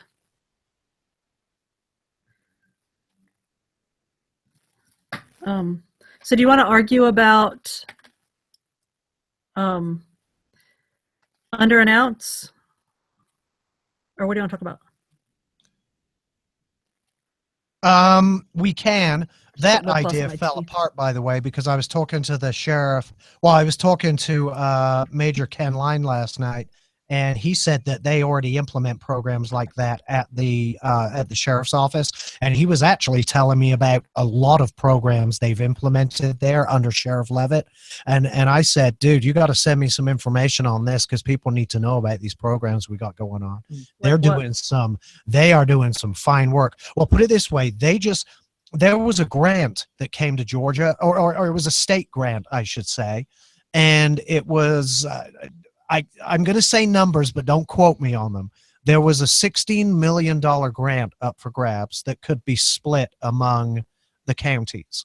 What this would have done is, or what it will do, is provide counseling and mental health services to inmates of the jail, right? At not at our cost, but on the state. And because of the plan the sheriff put in place, they got every penny. Oh, that's us. Shoot. All right, we're going back on. Yeah, so again, we're talking, by the way, about plans or programs that the sheriff's office here in Rockdale County has implemented there. And I learned about one last night, and I'm going to say some numbers, but again, nobody quote me on them because I don't remember exactly. I've asked for more information because these are programs I think everybody needs to hear about and know what our sheriff has been doing over there, because Speaking he's of been numbers, doing some let's toss out the phone fine number. work. Oh yes, 678-760-1556. Thank you. Welcome. So yeah, it was a program. It was a state grant, I believe. Again, I'm hazy on the details right now, so nobody quote me. However, it was a state grant that was available to all the counties that would provide mental health services in the jails. What they would do is it would allow for, I believe it was 18 or 24 beds, half of which would be state prisoners, half of which would be local prisoners. And they would be, I'm going to assume they would be picked out of the pool to pick the ones that needed the help the most, so to speak. But it was X amount of dollars, let's say $16 million, available to be among the counties in the region. But because of the plan the sheriff's office put into place, they ended up bagging every single penny. So now we're going to be able to provide quality mental health services to inmates at the jail, which is critical to so recidivism huge. rates. That Yeah, is so huge. it's immense to let people. First of all, they'll be able to come out and function a lot better. Right, which cuts down on recidivism rates. We know that mental health issues are a major problem in this country, and we're doing very little to address them. Our local sheriff, our little local sheriff in our tiny little county, is taking the lead to provide mental health services. I'm going to say at the point of sale, because I mean, if you're in the jail, chances are you're one of the more pressing cases. Let's put it that way. And it's not going to cost us. It's not going to cost the Rockdale citizens a penny. And Major Line was telling me about some other programs and grants and things they've put into place. And I said, I've got to get the details on these because this is brilliant. Maybe even have them on the show one time. I would love to. I don't know if a representative of the sheriff's office is able to come on and talk about things like that, but I would really like to. And I do want to talk to the people that implement all their technology as well, because they have some technology that really interests me. Their predictive crime type technology. We've talked about that, Danny. Yes. That stuff gets me going. Anyway, talking of law enforcement, a story came out today. Actually, came out yesterday, I should say, on Boy Genius Report. Headline says the FBI have been quietly hacking Americans for 20 years. Now, at the debates, I wrote a question, and I had it written once, and I asked one. I believe I asked Victor, but then I rewrote it to ask Derek Grayson, because Derek Grayson, what a rock star, man. Yeah, I love him. From 2012. I was a delegate for the convention. Okay. I remember him. He ran as, I think, a libertarian. And I've been telling everyone he's a libertarian man, right? And I've been spreading the word on Mr. Grayson there, because man, what a rock star. and I wrote a question, but crafted it for him. And when I asked the question, Danielle, I said, I asked this earlier, but I've rewritten it, and I'm going to ask you the question because, quite frankly, I can't wait to hear you answer it. And he nailed it. It was about encryption. It was about civil rights and your Fourth Amendment and Fifth Amendment rights, and should law enforcement have a back door into people's private property, electronic devices, or is the responsibility on them to do the work and break into it themselves? And of course, he came down right where I thought he would, right on the side of civil liberties and protecting the individual and protecting your Fifth Amendment, right not to be incriminated, and your Fourth Amendment right not to be searched illegally. And I thought, brother, you nailed it. And that other thing with the cell phone, with like if you get pulled over by the police officer, can you check your cell phone? Remember that thing that was going on around? Yeah, I do. And I mean, they can't. Right. They have to have a warrant to dig into it. But if they ask you for it and you hand it to them, then all bets are off. Right. So that's a personal choice. But yeah, supposedly the FBI have been spying on U.S. citizens as part of ongoing investigations for 2 decades. Now, this I want to say this story doesn't say it's blanket surveillance the way the NSA were doing it. I believe this is targeted, and it was with warrants. But they've been using a number of little hacking techniques that go back 2 decades. And little's known about the type of tools and spying operations it conducts. And that's because such warrants often fail to provide detailed information about wiretapping techniques, and defense attorneys don't always challenge the FBI. And that makes sense because, if they are doing this, this is part of what I say. If law enforcement want to find the information, it's up to them to do the work and get it. And that's what the FBI have been doing here. They've been doing the police work. They've been getting it. And they've been doing it with things like Carnivore, which was a traffic sniffer the FBI installed on ISP servers starting in 1998. And the tool was supposed to be able to extract metadata, but not the actual contents of communication. So they were tracking metadata along with the FBI. That's what the NSA were doing. They were collecting metadata. And the FBI have been up to it as well, but they've been doing it with warrants is what's been happening. Then, to thwart early forms of encrypted communication, the feds came up with keylogger software that needed to be installed manually on a target's computer. So they were doing some covert work there, right? Getting into people's homes. Yeah.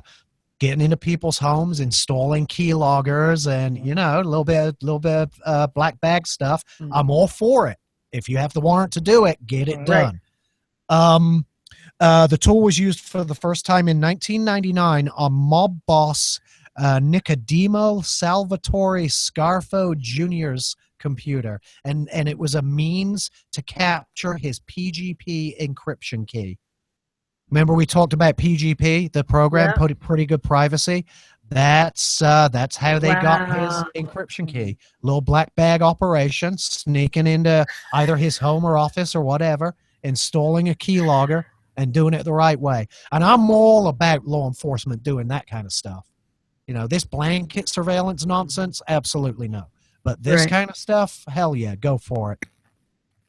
So then in 2001, a tool called Magic Lantern was introduced, and this was a next-generation keylogger that could be installed remotely on a computer. Now, I feel bad for them here, because who wouldn't want to be the guy, in the black clothes, with the black mask, breaking into people's houses, doing the little James Bond gig, installing a keylogger? That poor sod lost his job because of automation. Right. He got automated out of work, and now they can install that remotely. Obviously, it doesn't say what vulnerability it takes advantage of in order to install that remotely, but be warned. The FBI can get a tool onto your computer, and they can monitor everything you do, which gets back to something I said in an earlier show. It's their job. Their job, plain and simple, is to build a case against you and put you in jail, right? Right. Everything you do, every single thing you do, they'll have access to. If they get a warrant to survey you and monitor you, they're going to have access to every damn thing you do. And when you think about everything you do, maybe not you, but you know, when people think about everything they do on Facebook and online and all these different transactions that happen through the, you know, through the ether, the law enforcement can take these pieces and grab a bit here and a bit here, a bit here, a bit here, put them all together and make you look like a serial killer. Right. And that's their job, and they're very, very good at it. And you better hope you have a damn good lawyer to be able to separate those pieces to say, no, this piece of the puzzle goes here, this piece of the puzzle goes here, because it's their job to get you, and it's your lawyer's job to unravel that story. So I hear people say, well, if you have nothing to hide, you have nothing to worry about. Kind of do. It's their job to catch you. And if they want to, they're going to. So again, buyer beware. So yeah, that poor sod was put out of work by a remotely installed keylogger. Then in 2009, a Wired investigation discovered a FBI tool called CPAV, CIPAV, or Computer and Internet Protocol Address Verifier. There's a mouthful. The program could collect a computer's IP address, MAC address, registry information, usernames, and the last URL a person visited. But also, remember, with that other information, with the MAC address and IP address, they can get any information they want from the ISP then with a warrant, so they know exactly what you've been doing. So yeah, for 20 years, the FBI have had this big old hacking division going on. I think we kind of knew that. We know that the FBI have a cyber crimes department, and we know that they are experts in their field. We know they have forensic, I think, what do they call them? Forensic, not forensic accountants, forensic computer scientists, probably. Right. And they can pull data off of almost anything. You can wipe your computer as hard as you want to try, and they can pull data off of it. Well, it's like the Clinton email scandal. Mm-hmm. You know? Look at that, wiped server. As soon as it gets to the FBI, what happens? They start pulling off all these messages. Yeah, even Clinton can't hide from the FBI. I know. And I've been saying she's going to be indicted before the election. I don't know. Here's what I think is going to happen. I don't think she will. I think what will happen is when she, if or when she's president-elect, the indictment will come down, and one of the last acts of office of Barack Obama will be to pardon her. Pardon her. Yep. She has to be indicted in order to be pardoned, but they're not going to indict her before the election because she will lose the election, right? I mean, don't you think that would be a guaranteed loss? Yeah. All right. And I do believe... Not for a Democrat, no. I mean, think about all the things you would think would be guaranteed that have not happened. Well, I'm going to just throw it out there and say this is a shady enough administration, and I bet they've got their claws deep enough into the FBI that they can get them to hold, and then the Justice Department, of course, belongs to the president. So they can hold an indictment for as long as they want. I believe it's going to be shortly if she wins, which if you look at latest polls, that's in question right now. Holy shit. I'm seeing polls where Trump is up by 10 points. Wow. Yeah. Anyway, if she wins, I believe the indictment will come after the election, probably closer to the inauguration. And what they'll try to do is let the fervor and the excitement of the inauguration overwhelm the indictment. They'll come out, they'll say, yeah, this was a Republican witch hunt, and she's hereby pardoned. I grant thee pardon. Or whatever it is they say. How do you pardon a person in America? I hereby grant thee a pardon. I think, they just write it up and he just signs it. There's no waving of swords or tapping of shoulders or anything. It's not cool like it is in England. Now, that does raise a question, though. If she's indicted, it depends. I think it's going to depend on the charges, because if she is indicted for something, let's say it's treason, I don't know that you can ever be pardoned for treason. So I should look into that and see, because my theory, this election season, I've been wrong about everything. I've Yeah, you been have. wrong Yes. every step of the way about Donald Trump. Right. I guarantee you I'm wrong about this damn indictment thing. Maybe they'll indict her next week so that they can quickly insert Elizabeth Warren into the mix and get her to run instead. It's been an interesting Yeah. election cycle. Well, I mean, that's who the leftists wanted to begin with. They wanted Warren to run. And see, the only thing the Democrats have for them is unity. They are a Uniting the what's the word? They are they're a unified bunch. Right. Let's put it that yeah. way. Because even if she's indicted, she's still going to get a lot Yeah. of Democrat votes. And I'm hoping that's what. Hell, even when they're impeached, they stay in office, for Christ's Right. sake. Democrats, Hello. they have no ethics whatsoever, these people. I know. And really, back in the day, like my grandpa, he was a Democrat, but the Democrat Party has changed. It has. But then again, so is the Republican Right. Party. I mean, Right. dramatically. Mhm. Yeah, It's like both parties. switched. Yeah, both parties have changed dramatically. Mhm. I mean, I was surprised at the debate when I asked the encryption question that people in the audience were like, "You're damn right. You know, you protect our privacy." Mhm. Because if you look at the hearings that were going on, it was people like Trey Gowdy who were getting pissed off with Apple Oh, yeah. and saying, you know, you're telling us what you don't want to happen. What you're not telling us is what you're willing to do to help law enforcement. Right. That's Trey Gowdy, which I like Trey Gowdy. I do like him. And Donald Trump, did he for sure say that Trey Gowdy was going to be his attorney general, or is that still a rumor? I hadn't heard any of his cabinet. Okay. So. But it kind of scares me, because after seeing Trey Gowdy at those hearings with Apple and hearing what he said, kind of concerns me that he may end up attorney general, because that's a man with absolutely, and which really shocks me, by the way, because he's a real constitutionalist. Mhm. But when it comes to our privacy, he's not a fan. Really, Based on listening to what he said at those hearings, he is not a fan. Maybe he was being devil's advocate. Maybe he was just trying to get information from Apple to try and speed up the process. But he came across as very big brother, big government. And that surprised me of Trey Gowdy, but well, who knows? and I hadn't heard any of Donald Trump's cabinet yet. He's supposed to be releasing some of his people who he'll have as judge. And he's, the rumor is he's going to announce his cabinet at the convention. I can't. Again, I've been so wrong about this whole race.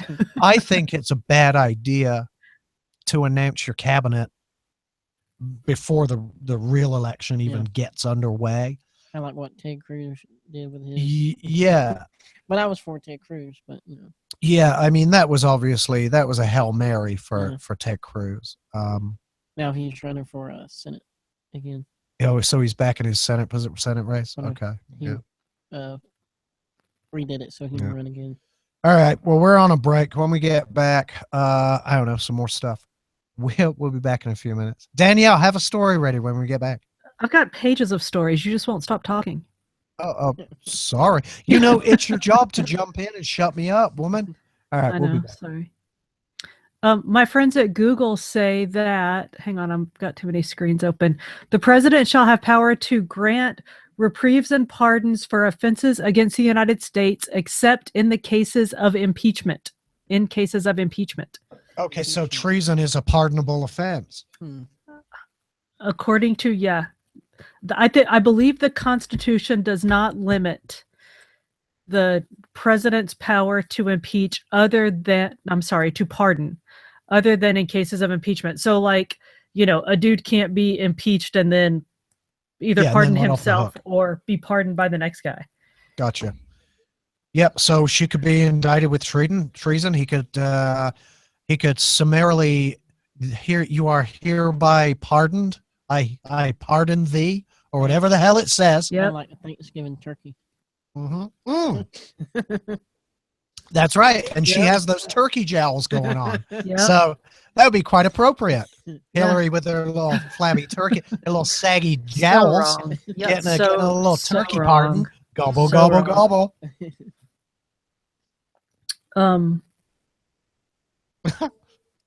So wrong. All right, what do I have to talk about?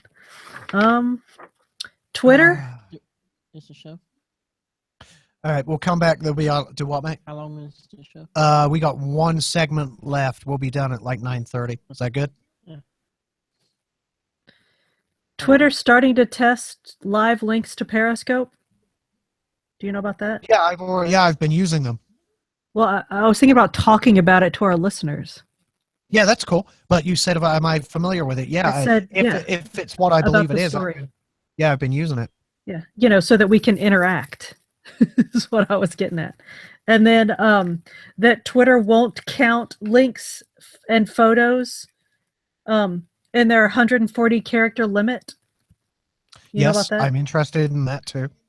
And then I thought I had one more Twitter thing, maybe not. Yeah, so we can talk about those things. Google is slipping ads into when you do image searches. Google is now inserting ads that are germane to the searches that you do. Okay. So like if you search for brown couch, they'll slip in ads for brown couches. Interesting. Yeah. They just released a keyboard, a third-party keyboard for iOS as well, called Gboard. And I know you like those third-party keyboard nonsense things. You may want to check it out. It has a lot of features apparently. Like you can search in any app. When you start typing, it doubles whatever you're typing. Also doubles as a Google search and brings up links from you to choose from. Here's the deal. So you can just put a link straight into whatever you're working on. For some reason, the cool thing in third-party keyboards is now to not have keys. It's just letters. I can't do that. I need like definition. I don't know what that means. Like, Kind of like the. Oh no, you mean no lines between yeah, the... like they don't have boxes. Yeah, it's all just letters. No, keep it held up there so I can see it. Hold on. Hang on, let me pull my screen up so I can see what I'm showing you. So, let me like see. this one has keys. See the keys? Yes. Sorry, I know it's a horrible glare. No, it's fine. I see them. They have defined keys. Right. The Yeah, other that has keyboards defined keys. don't. Like the one that you said you wouldn't hate, was it a Microsoft one? You're talking about it has no separation between the keys. Correct. It's just it letters. has keys. There's just no separation between them. Right. They're not defined. Okay. Yeah. Yeah. You don't like that? I think it's nice because it's very Mm-mm. clean. You know, you Mhm, posted mm-mm. BlackBerry. I No. did. That was a stock standard 9700, and I ordered a Chrome housing for it and took all the guts out and replaced them. Oh. Yeah. Did you like the BlackBerry though? I did. Yeah. Oh my God, we loved I our think that was one of Blackberries. my best phones I had, Uh-huh. and I'm thinking about going back to it. Are you Danielle really? and I. I'm thinking about it.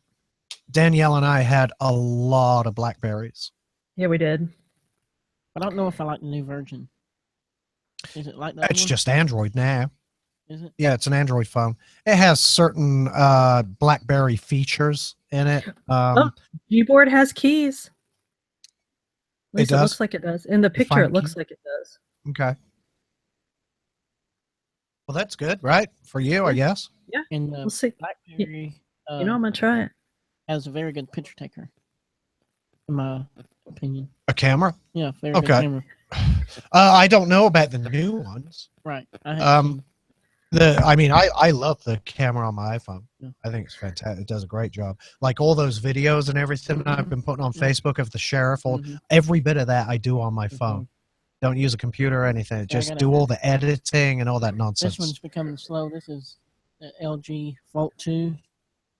I've never even heard of it. Yeah. How old's that? I guess it's new, but Is it? this is what it looks like. It's a newer phone? Case. That's a beefy case too. Yeah, it is. Yeah. It's case Yeah. See, Danielle is like a slant. Danielle's the Android girl of the I two of us, am the although she Android just girl. although she just got an iPhone. So I did. yeah. I did. Which Alex, was the right did you see the thing to do. picture I sent you of the old phone that Kurt found in a closet? No, when did you send me Hang that? on, let me go find it. over the Saturday, maybe Saturday or Sunday. Hang on, let me go get the phone. Hang on. Yeah, I gotta go back to something. I think I'm losing memory, and I need a bigger SD card, I guess, or losing storage. Don't you hate that when you download the app? But I guess you don't have that problem with the iPhone. When you run out of storage. Yeah. No, now hang on a second. I'll skim the archives. I think I sent it to you Saturday right before the debate, so you might have been busy. Okay. Can you see this thing? So we on the yes, radio? Not yet. Okay, good. Oh, Isn't dude. that awesome? Oh man. You know, I'll tell you what I found the other day was well, first of all, my trio, my Palm Trio.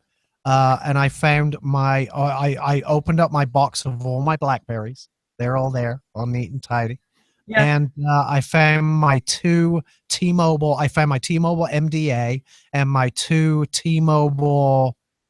Oh, what were they called? They were made by HTC. It was the T-Mobile Dashes. Two T-Mobile Dashes. I found those. Are the HTCs good? HTC make a good phone. The HTC One, which was out 2 or 3, say 3 or 4 years ago, probably. I actually bought an HTC One. Now I will say I only kept it for a week because it was too big for me.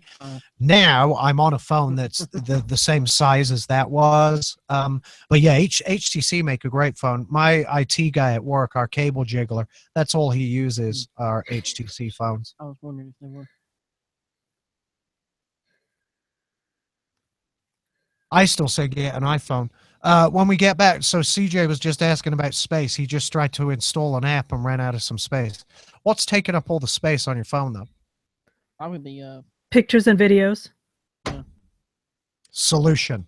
mhm. I have a solution for you. I'll tell you about it when we go back on air. I know what it is. I know what it is. Of course you do. I've been telling everybody. I started using it. It's a Google service. I started And you using it on stopped my. using it, and then I made you start using it again. Yes. Yeah. Well, they added features that made it much easier to integrate with. Which on you an wouldn't have iPhone. known about. Yeah. Now, are you using it on your iPhone to save space? I'm using it on my iPhone just because that's where all my pictures are. Yeah. I mean, but now are you, let's say you take photos with your phone, they're going to upload to Google Photos. Are you then deleting them out of your camera roll and just still using Google Photos? No, 'Cause- I am using because- Google Photos, but I have not been deleting them out of my camera roll because I just don't take that many pictures. Okay. Like I only take pictures of my fingernails and my dogs. Check. So Yeah. See, I've been deleting mine out. I will, I'll let them back up and then they're gone from my phone, never to be seen again. yeah. Because they don't have to be. They're up in the cloud. Yeah, most of the pictures in my phone right now are screen captures that I've done to send to you, Okay. quite honestly. Yeah.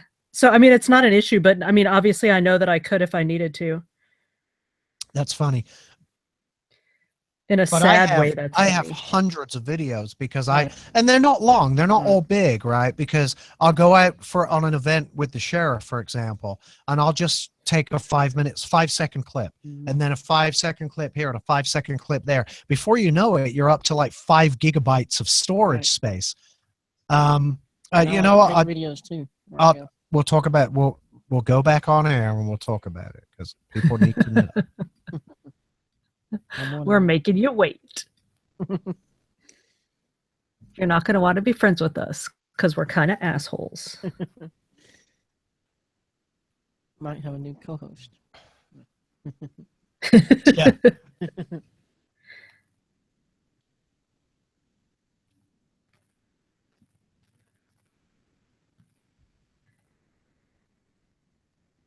Backing up, 2 items left. They just happen to be 2 massive videos. You know what? I should turn off Wi-Fi for this because I might slow down the thingamajig. So I just got off the Wi-Fi. But I have unlimited data, so I can back all mine up over That's the what I like. sound See, I don't- network. I got the $35 plan at Boost Mobile. All right, here we go. We're going back on. Do it.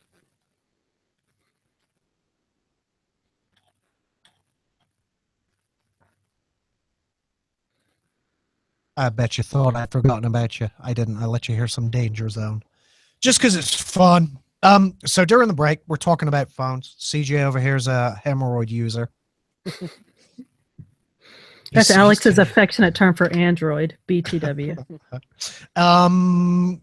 So what happened? You were trying to install an app and ran out of space? Yeah. I have a solution for you. And it will work perfectly on an Android phone. Okay. Google Photos, right? It's Google's cloud photo storage option. Here's the nice thing about it. Number one, it's free. Okay. Number two, if you stay within Google's size limits, i.e., photographs smaller than 20 megapixels and videos 1080p or smaller, unlimited free storage, unlimited for free forever, right? So you download Google Photos, you go into your settings and you tell it to back up my stuff. If you have unlimited data, don't worry about it, just let it go. If you don't, make sure you're on Wi-Fi. Now, the initial backup process obviously takes a while. Okay. But anyway, once you have Google Photos installed and you've got everything backed up, you know, I've got years and years worth of photos in here. There's a little button, the little trifecta button, whatever it is. Mhm. You can go into settings and there's an option to manage device storage. You tell it free up space and it will delete all the stuff off your phone that's already been backed up. It won't touch anything that hasn't been backed up, but it will delete all the stuff that has been and free up all that space for you so you can use it again. And Google Photos, it didn't used to work great on the iPhone. The integration with the iPhone was awkward, and it didn't used to have that free up space button, so you were stuck with comparing, oh, what have I backed up, what haven't I backed up, and occasionally you'd make a mistake and delete the wrong thing. Right. Now that it monitors that for you and just makes the process simple, I've come off of iCloud Photos and moved everything over to Google Photos, and I couldn't be happier. And I'm already Gmail and Yeah, exactly. And you have an Android, it'll know exactly what to do. You probably won't have to do much setup at all. You'll just say back it up, and I imagine it'll even prompt you at some point, hey, do you want to free up some space? Mhm. If you run into issues like that. so it's just Google Photos. Mm-hmm. Alrighty. Yeah, and when you set it up, it'll give you two options. One of the options is unlimited free storage. And don't worry about it, because I don't have a 20 megapixel camera. I'm sure yours doesn't have a 20 megapixel camera. Probably gonna use So it. as long as they're smaller than that, they'll go up there. But even if they're not, it will downsize them for you automatically and upload them. But yeah, make sure you pick the unlimited free storage, and do not, a lot of people are making the mistake of then, you probably won't run into this because do you use Google Drive? Mm-mm. Okay. A lot of people were Google Drive users, and they had Google Drive set to back up their photos. Mhm. When you transition to Google Photos, you have to turn that off in order to get the unlimited free storage. A lot of people didn't realize that, and they were running out of storage in their Google Drive. So don't merge the two together. Don't integrate them, and you'll be fine. What you got? What do you want to do, Dan? You going to do some? But then I think, sorry, back to that whole Google thing. I Okay. think once you upload all of your photos, they show up in your Google Drive, like in Photos. If you go to your Gmail and you Mhm. go into Photos, all your pictures will be there. Oh, okay. Where your email is. Yeah. Okay. So it's pretty cool. It's all integrated together. Right. So yeah. Sorry, Alex. Because I No. use Google Drive and Google Photos, and I was like, wait, what just All right. happened? I'm going to look because. No, I'm not doubting you, by the way. I'm now curious to see if it does that for me also. I don't know where I need to go to do this, though. Email. Okay, I'm doing it right Well, now. no, So if because I have a I have a Gmail, a Google hosted domain. Let me So I- tell you what I do. When I go into my Gmail, up Mhm. at the top on the computer, up at the top, there's like a bunch of little squares that I can click on, and it's like Gmail, Calendar, Google Plus, all of that stuff. Yep. And one of the options in there is photos. And when I click on that, I'm doing it to make sure that I'm not just talking out my head. Yeah, all of my Google Photos are there. Interesting. Okay, no, I don't know. I just can't making- log into my domain from here, and I don't know where. I think it's like apps.google.com or some nonsense like that. I'll But- check it out tomorrow and see. But yeah, I do know, Danny, that if a lot of people are running into an issue where if they have the unlimited free storage option on Google Photos selected, but Right. they're also backing their photos up to Google Drive, that it's going to use your Google account storage rather than giving you the unlimited free storage. So keep an eye on that just in case. But I'm going to check Yeah, that's mine tomorrow interesting. also. All right. What's next? Yeah. So Twitter. Do you know about Twitter I know is everything about Twitter. then you know this, so let's talk to our listeners about how Twitter has started testing a link that when you're tweeting, according to The Verge, Twitter has added a go live button. So when you're tweeting, if you want to go live, you just mash the go live button and it links you to your Periscope account. So you are then live on Periscope. And if you don't have a Periscope account, it like prompts you to make one. Supposedly, and this must not be true because you said you've been using it. No, actually, it's something different that I was thinking of. I Okay. do not have the go live button. Okay, because it's in limited release right now, and what I thought I read was that it was on some Android devices, Okay. but that it's supposed to be available to everyone eventually, but we just don't know when. So they're starting on Android and kind of working their way out. It makes sense because Facebook added their go live button, right? And I use it. I use it a lot. Oh, I just right. updated my YouTube. Yeah, it has a go It live has button go as well. live now. So yeah, Twitter had to. No, here's what I thought you were talking about, Danny, because I was watching Tori Nanaka. She tweeted the other day and said going live on Periscope at they were at some shooting competition. Gotcha. But I clicked on the tweet link, which took me into Twitter, and I started watching the feed in Twitter. At the bottom was a button that said open in Periscope for chat. So you can open in Periscope and send questions If and you're stuff. lucky to get on. Yeah. And I actually said, I told her and Michelle Scuzzi I would give them a shout out on the show because I was asking them questions and they were both answering. Well done. So thank you, ladies. I really appreciate it. By the way, they are Glock sponsored and Glock, the Glock sports shooting team. They're both shooters on Glock's factory shooting team. And Yeah, they're both brilliant. very, very good. Yeah. And Tori is absolutely gorgeous. Well, so is Michelle. They're both really cute. Yeah, and could shoot you dead between the eyes without even thinking about it. Yeah, well, she's so I was asking her. I said, "Are you carrying concealed yet?" Because she's young, right, Tori? She turned 21 recently, and so she's applied for a permit. And I was asking her questions about it, and she's applied for a permit. She's gonna carry a Glock 26, which I thought was surprising because in competition she shoots 40 cal, right? Because she shoots whatever division she shoots in, she's shooting 40 cal. And she's going to carry 9mm. And I asked about that, and she said, "Yeah, for carry, I prefer that." So I think that's. I got a Sky, and it's an American made. I like Skies. I almost bought one, an orange one. I did. I even posted. I came this close to getting it. Back to the technology. Go on. Oh, sorry. Well, guns are technology, So, and this did used to be guns and gadgets. Remember? used to be's don't count anymore. And to wrap up my Twitter story, Twitter will not be in the next couple of days. Twitter don't be whipping anything out. Stop it.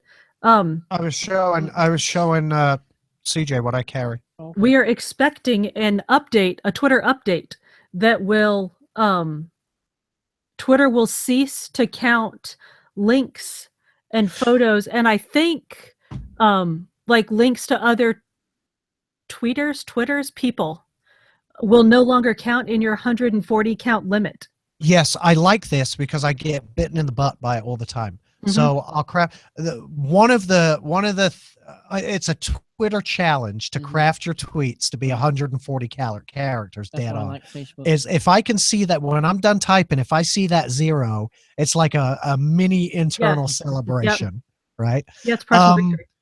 But when you insert a link, and it's also, by the way, very app dependent. If you do it on the web interface, the link could count for, say, 0 characters.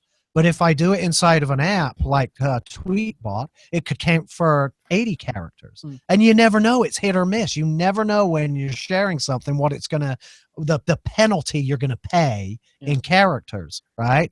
And I really like to get right at 140. So I'm very glad they're going to do this, because now I can focus more on crafting the tweet and hitting that 140 dead on. Then I'll know when I insert the link, it's still going to be 140. Yep. I like that idea. Yeah. And I hope back they to roll the that out soon. Periscope thing.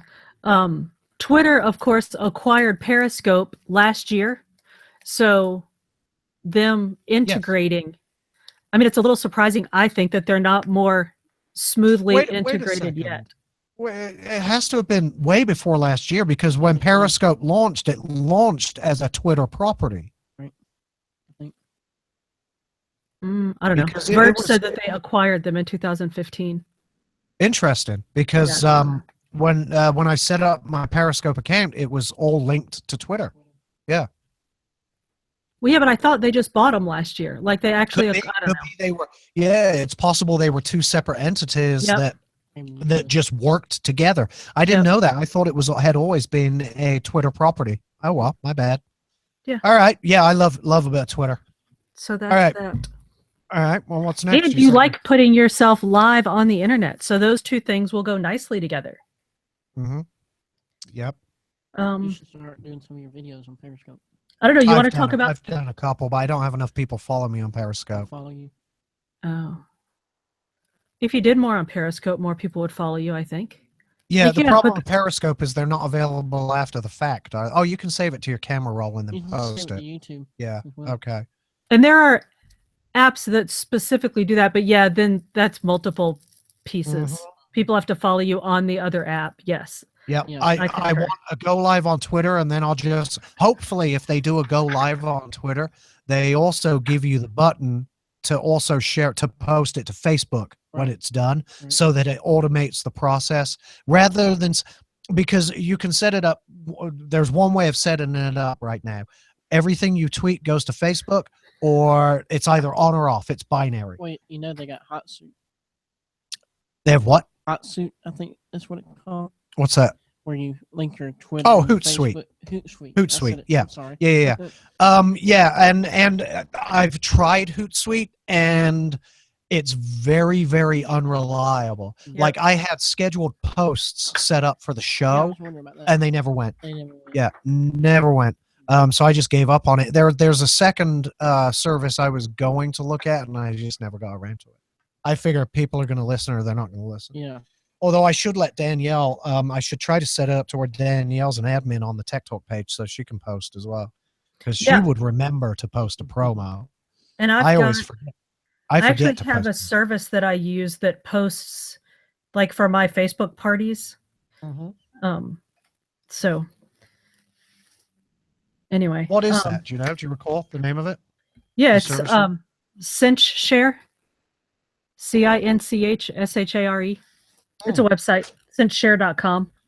Okay. Well, maybe I'll Um, look into that. Love it. But I Hootsuite used to work perfectly, and then for some reason I just can't get it to send to Facebook, and I don't know why. For the life of me, I can't get it to do it. It'll go to tweets work, scheduled tweets work all the time, but scheduled Facebook posts not so much. It's probably something to do with my privacy settings on Facebook. I don't Right. Yeah. know. All right. What else, Dan? I was watching some YouTube videos and thought of you and Military Mike. This anti-drone gun called the Drone Defender, and it's a gun shaped device that jams electromagnetic waves, so it causes the pilot of the drone to lose control of the device. And I finally found it's hard to find videos where it actually shows the drone.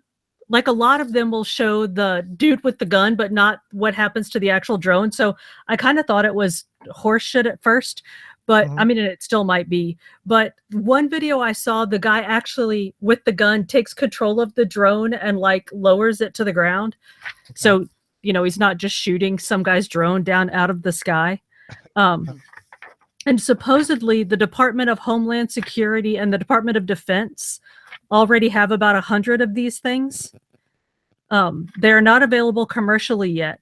And of course, we'll have to clear the FCC and probably various other, you know, government watchdogs. But I'm wondering what would happen if they did that to my quad, because I have one of those DJI Phantom things, and it has a return to home feature. So if theoretically, if I lose control of it, it flies back to where it took off from and lands. I wonder if that would still apply, or whether they would jam stuff like that as well. Oh, yeah, I do. I wonder that. Yeah. All right, we only have a couple of minutes left, so let's wrap this up. Alrighty. Tomorrow is the World According to Mike. Military Mike has his show on a Wednesday. I don't know if you've ever listened to Mike, CJ, but he has a good show. The morning show, obviously, every day. Thursday is the Rough Edge with Jacob and Tulsa, the little commie.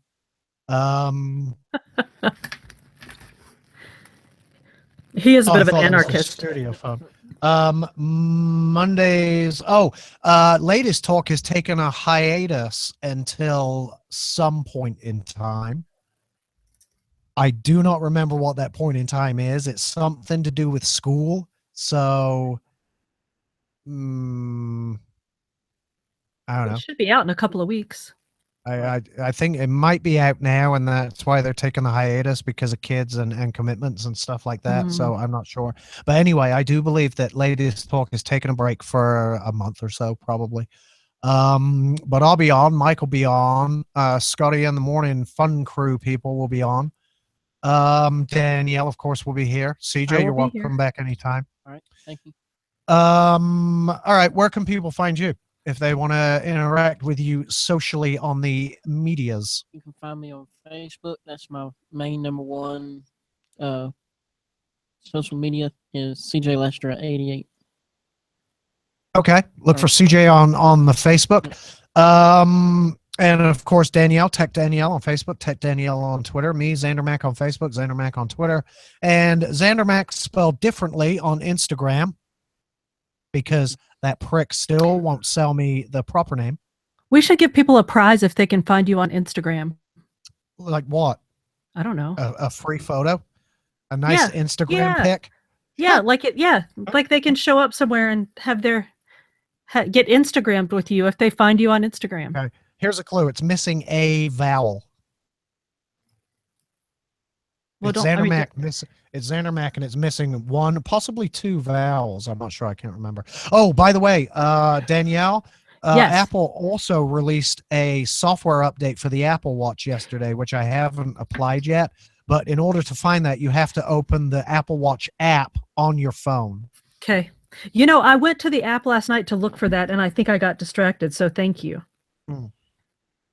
You're welcome. A